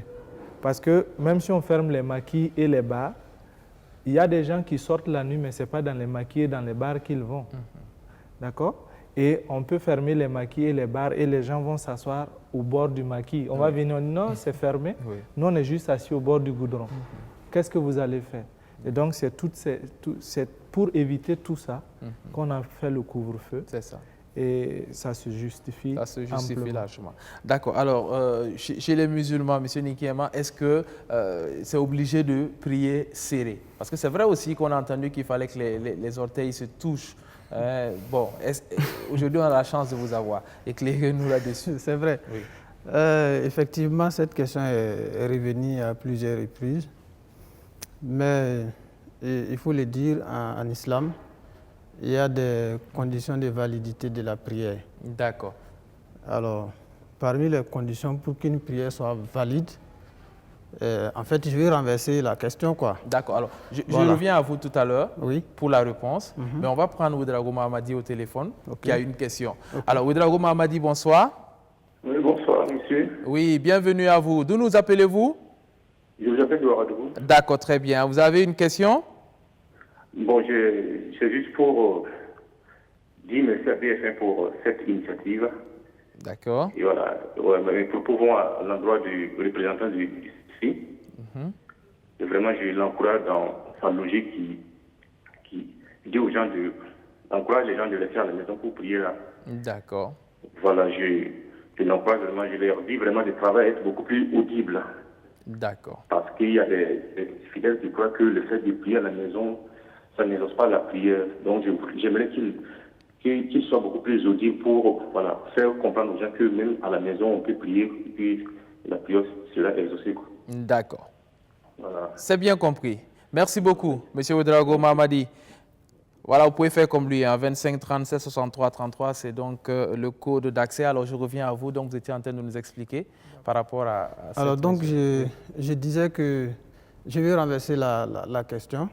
Alors, parce que la validité d'une prière, il y a des conditions. Alors, parmi les conditions pour qu'une prière soit valide, on ne cite pas qu'il faut forcément se coller. Voilà. D'accord. Alors, le fait d'être séparé n'invalide pas une prière. C'est une autre façon de répondre à la question. Le fait de ne pas être collé dans le rang n'invalide pas une prière. Une prière invalide, on dit si tu n'es pas en ablution, si tu n'es pas en direction de la Qibla, si tu ne récites pas telle partie, si tu n'es pas, n'est-ce pas, bien habillé, et ainsi de suite. Donc, il y a des conditions pour qu'une prière soit valide. Alors, ce n'est pas parce que il y a un espace entre moi et mon voisin que ma prière n'est pas valide. C'est ça. Je pense que ça, c'est pas vrai. Il a bien compris la réponse parce que c'est vrai que cela revient beaucoup, on l'entend beaucoup, il faut que les orteils soient collés les uns aux autres. Eh bien, non. Voilà, si ce n'est pas collé, ça n'invalide pas la prière, on peut être séparés. Et d'ailleurs, il faut ajouter que on n'a pas institué ces distances entre les gens de gré. Oui. Voilà. C'est une situation qui a fait qu'on a pris cette décision. C'est ça. Et cette situation, elle est toujours là.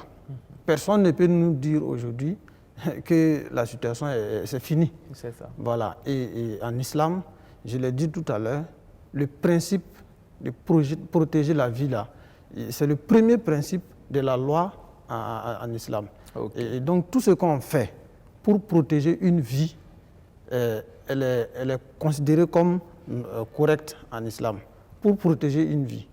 Voilà. Donc ce n'est pas un problème que je sois, n'est-ce pas, à distance de quelqu'un pour que ma prière soit valide. D'ailleurs, quand j'ai pris seul, je ne suis pas collé à quelqu'un pour que ma prière soit valide. C'est ça. Alors, merci pour cette réponse. On va prendre M. Nido Timothée qui nous appelle de Koudougou. Bonsoir, M. Nido. Oui, bonsoir. Ce n'est pas Nido. M. Nido Timothée, Koudougou. M. Ribo. Ndo. Ah, d'accord. Autant pour moi, M. Ndo. M. Ndo, allez-y, nous vous écoutons. Voilà, je pense que je vous remercie pour l'émission. Oui. Vous savez que c'est une question de santé publique. Et la question est très sérieuse. Oui, oui, oui. Donc, quand vous prenez les deux volets, l'homme politique n'arrive pas à bien... il n'est pas à la hauteur de cette question-là. Pour moi, j'ai ma première préoccupation. Qu'est-ce qu'on appelle malade importé? Parce que ça nous interpelle et nous sommes inquiets. D'accord. Si quelqu'un peut m'expliquer cela. Deuxièmement, je voudrais, quand on dit les mesures de barrière, c'est pour protéger les vies humaines. C'est une très bonne chose. Mais quand on laisse ces mesures-là, ça veut dire qu'il y a échec à quelque part. Et quelqu'un doit assumer cette responsabilité-là. Parce que nous avons vu le Ghana, en moins de 2 semaines, nous sommes passés de 1000 à 2000. Est-ce que les gens peuvent nous rassurer qu'il y a un plan de reconfinement qui est déjà préparé et quels sont les éléments qui vont corriger dans ce qu'ils ont échoué à la première phase? D'accord. Parce que nous avons remarqué qu'au Burkina, les gens s'amusent beaucoup avec la santé des populations. Parce qu'il y a des personnes, par exemple, quand quelqu'un a peur, par exemple, la personne a peur, mais psychologiquement, il est touché. Et rien n'est même fait à l'endroit de ces personnes-là.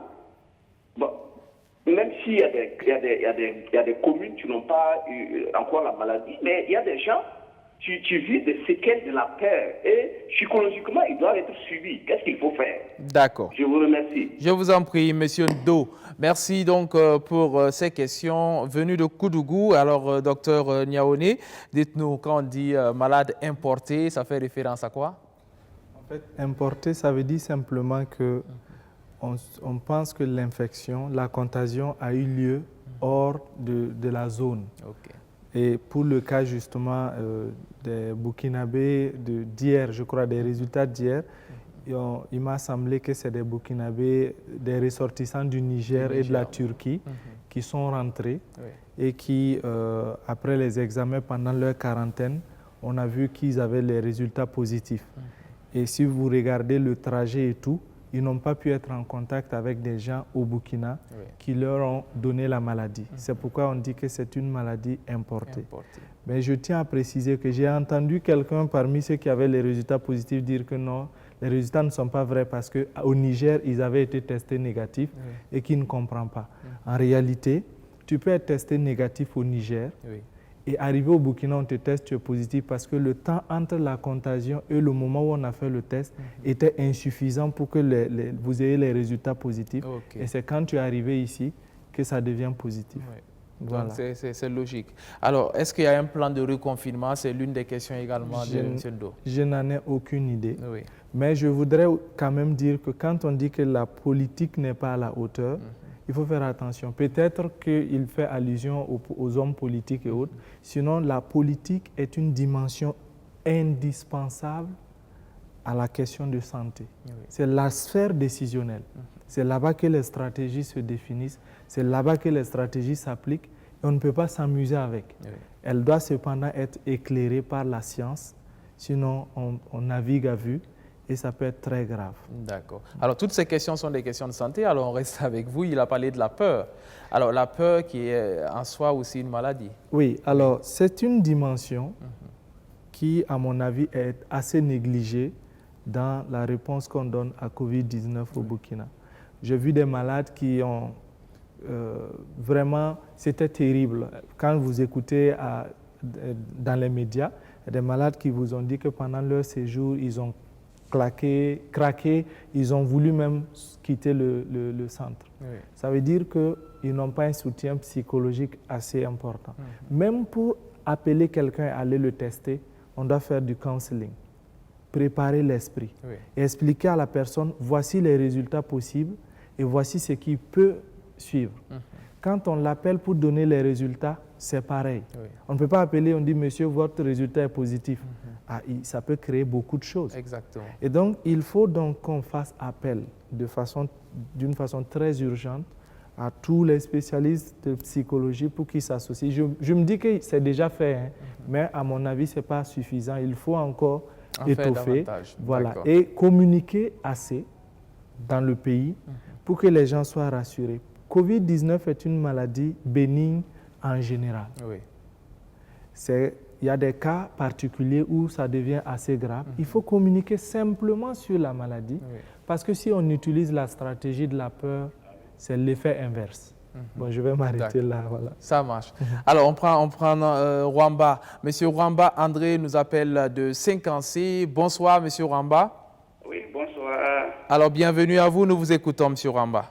Merci. Alors, ma question s'adresse à monsieur Badiel. Oui.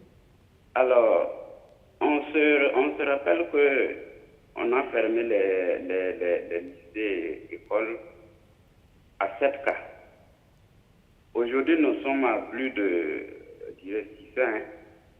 Alors, moi, ma question est de savoir qu'est-ce que nos responsables syndicaux pensent de cela.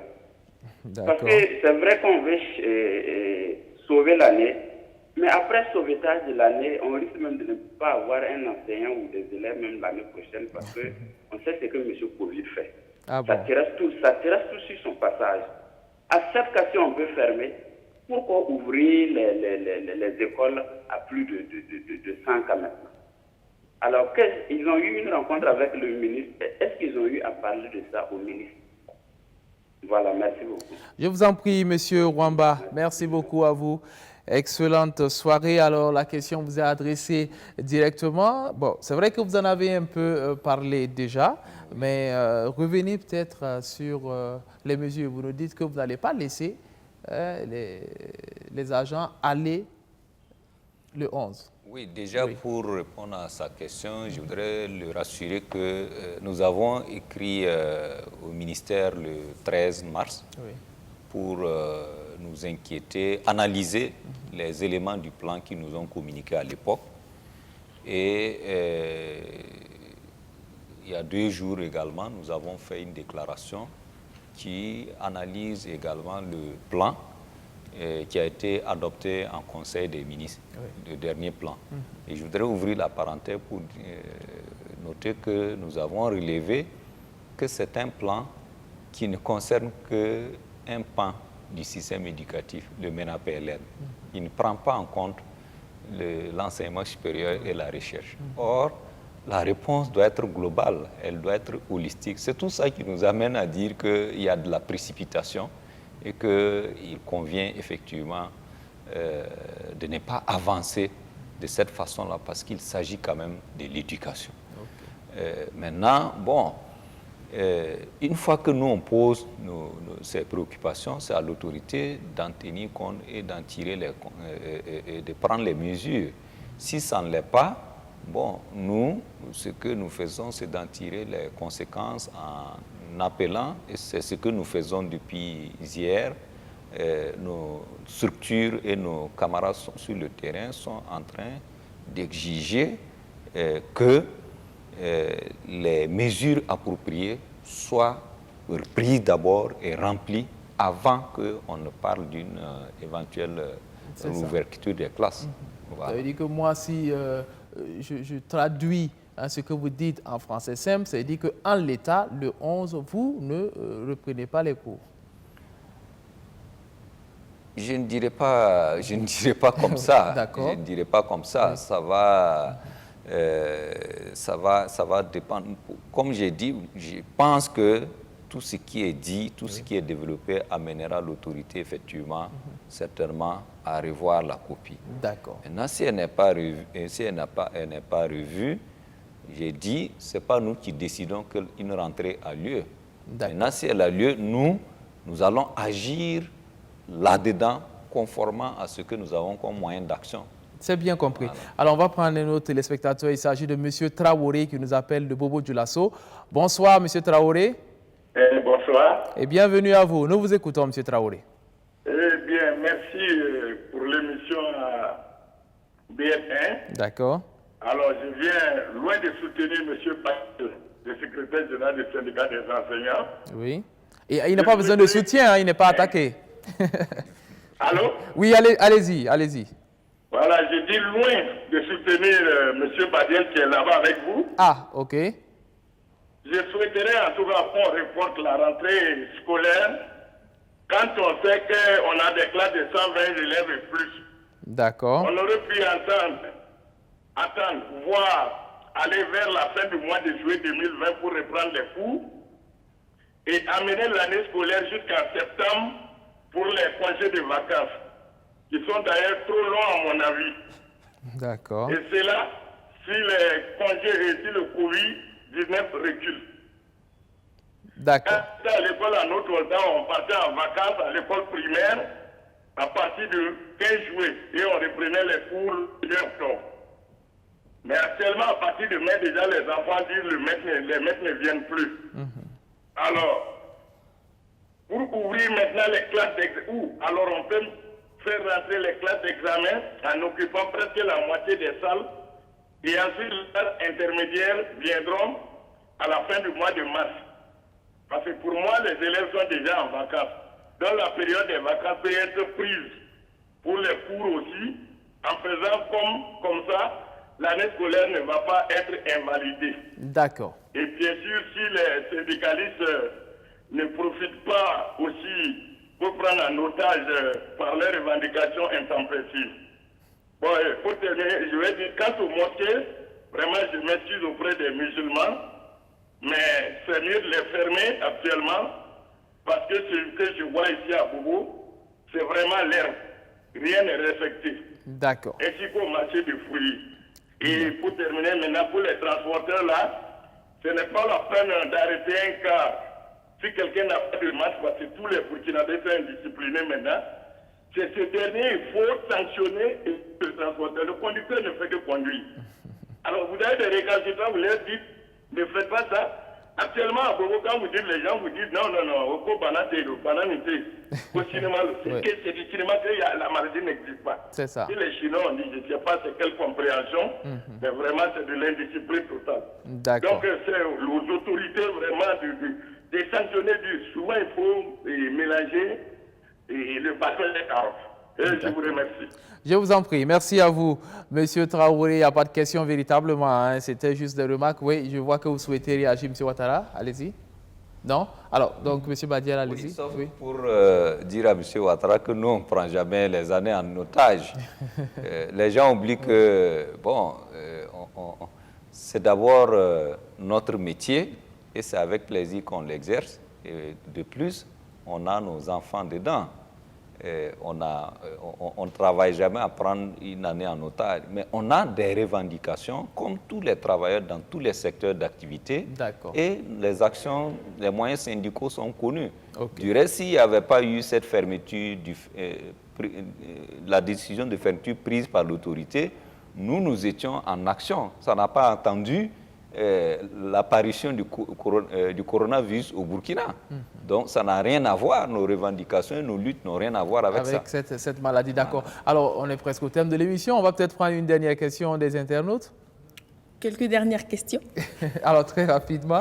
Alors, Nafi Ouedraogo, bonsoir. Ma question s'adresse à Monsieur Badiel. N'est-il pas mieux de revoir le calendrier scolaire proposé par le ministre?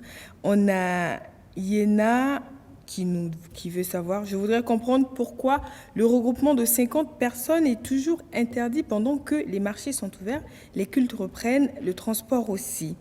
Alors, on a la préoccupation de Joël Bouddha, qui visiblement est un lycéen, qui aimerait savoir, au cas où les cours reprennent, dans les écoles, les classes seront-elles désinfectées chaque jour ?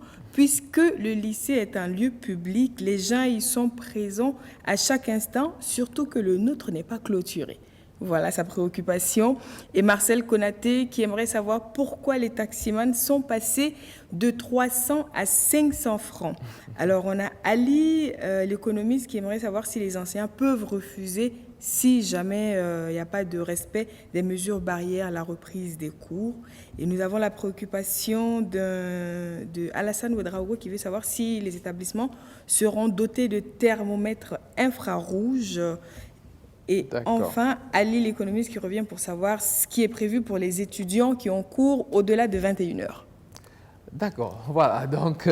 J'ai un peu forcé pour mettre toutes mes beaucoup de questions, on va répondre vraiment très rapidement parce qu'on est pratiquement au terme de l'émission. Alors, M. Badiel, je vais commencer avec vous. Est-ce que les enseignants peuvent refuser si les conditions ne sont pas réunies à la date du 11 pour reprendre? C'est leur droit. D'accord. Oui, si les conditions ne sont pas réunies, c'est leur droit d'exiger qu'il y ait un minimum de conditions parce que nous nous battons, généralement, on dit le syndicat travail à la défense pour l'amélioration des conditions de vie et de travail. D'accord. Donc, on a compris que la réponse est oui, les enseignants peuvent refuser. Et visiblement, on se dirige vers là parce que pour vous, les conditions ne sont pas réunies.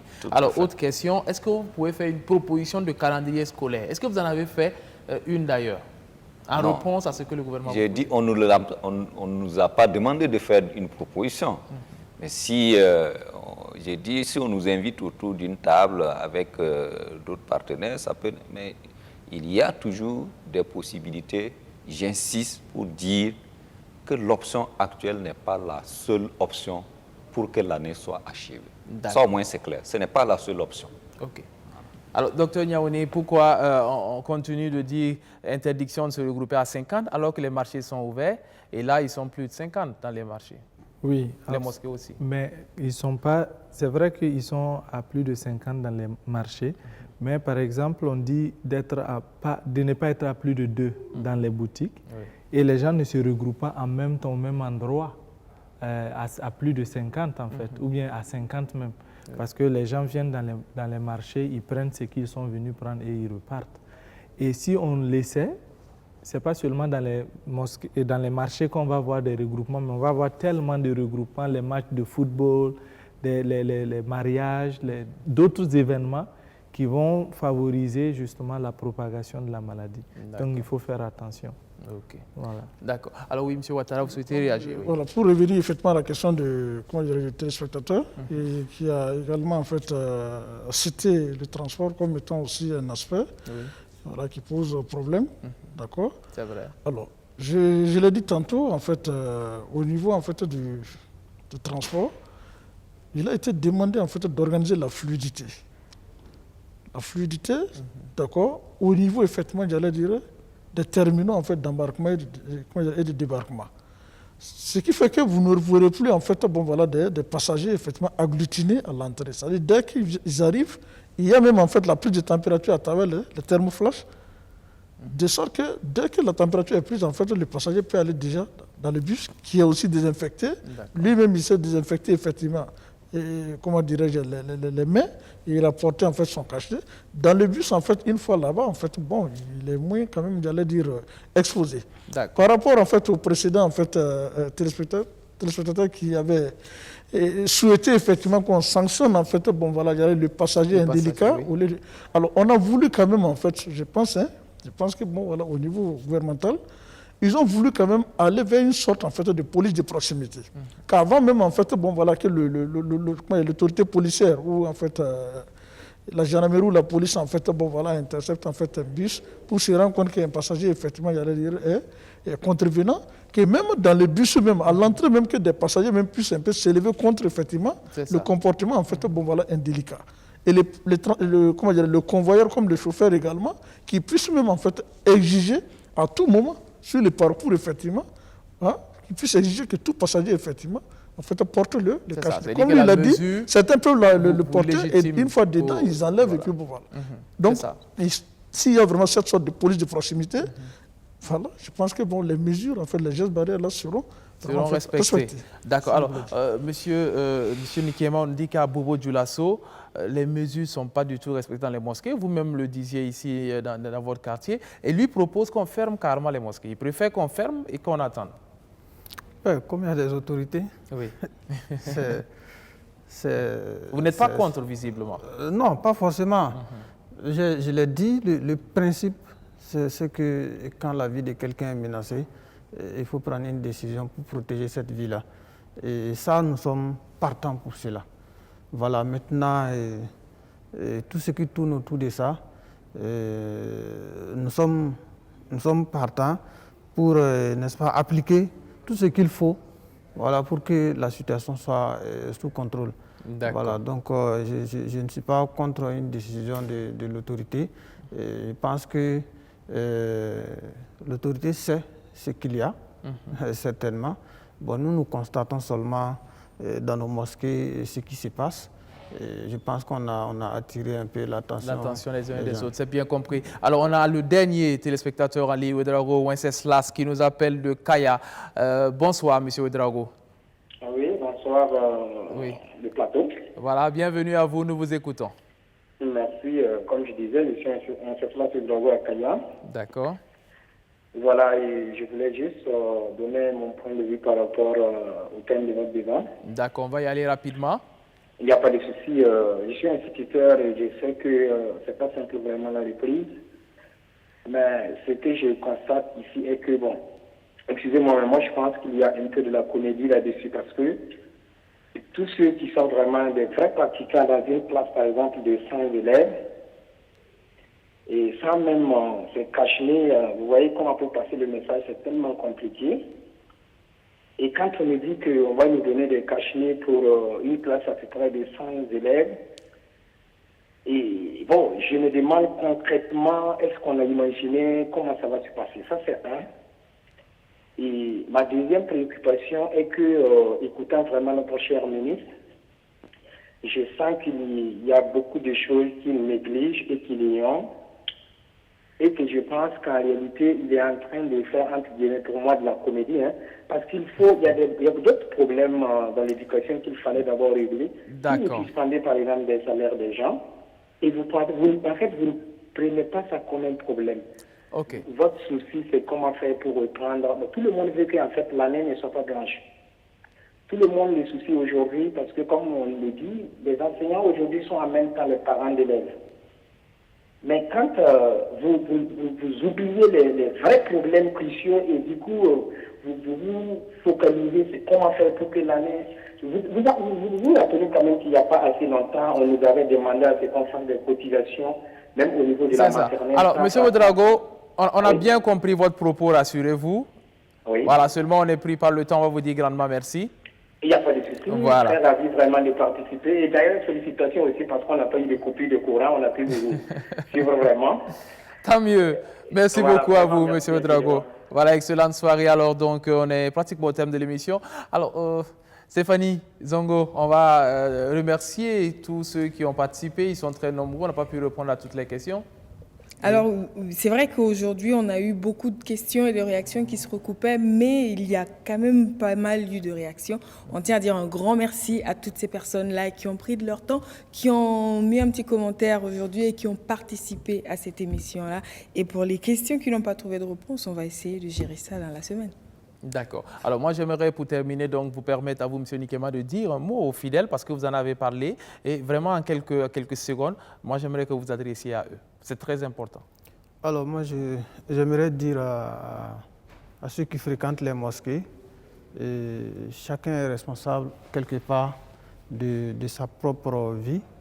Et donc, si se trouve que je dois me rendre à la mosquée, et que les mesures ne sont pas vraiment respectées et que je sens que je suis exposé, je pense que chacun doit pouvoir prendre sa responsabilité et puis prendre ses distances pour éviter d'aller quand on pense qu'on n'est pas rassuré. C'est bien compris. Voilà. Ce message tenait à ce que vous le répétiez. Merci beaucoup à vous, donc, Monsieur Nikéma. J'étais donc sur le plateau avec aussi Monsieur Badiel Suleiman, secrétaire général de la Fédération des syndicats nationaux des travailleurs de l'éducation et de la recherche SYNTER. Merci beaucoup à vous d'être venu. Merci aussi à vous, Dr Moumini Niawone. Vous êtes médecin spécialiste en santé sociale, communautaire et comportementale et vous êtes également spécialiste en éducation de santé. Vous insistez pour dire que la maladie existe. Voilà, et surtout, c'est une adresse à l'endroit de tous ceux qui commencent à douter de l'existence de la maladie. Et le thermoflash n'est pas un diagnostic. C'est pour dire que si on te fait le thermoflash, même si tu n'as pas de la fièvre, ça ne veut pas dire que tu ne portes pas le virus et ça ne veut pas dire que tu es négatif. C'est juste c'est indicatif. C'est juste indicatif, d'accord. On était aussi avec M. Ouattara Amadouba, vous êtes vice-président du Haut Conseil des transporteurs du Burkina, HCT-BF. Et cette émission, on le rappelle donc, est une initiative de Burkina Networking en collaboration avec la télévision BF1 et nous avons donc le soutien, on leur dit merci à la Chambre des mines du Burkina. On va se dire donc rendez-vous jeudi prochain pour un autre numéro de Actu Covid-19 avec un autre thème et avec votre participation à vous également, chers téléspectateurs. Je vous dis merci beaucoup et on leur dit au revoir, Stéphanie. Et voilà. Bien et qu'ils n'oublient pas les gestes barrières pour se protéger et nous protéger. C'est ça. Allez, ciao, bye bye et à jeudi prochain, 21h pour le 7e numéro de Actu Covid-19.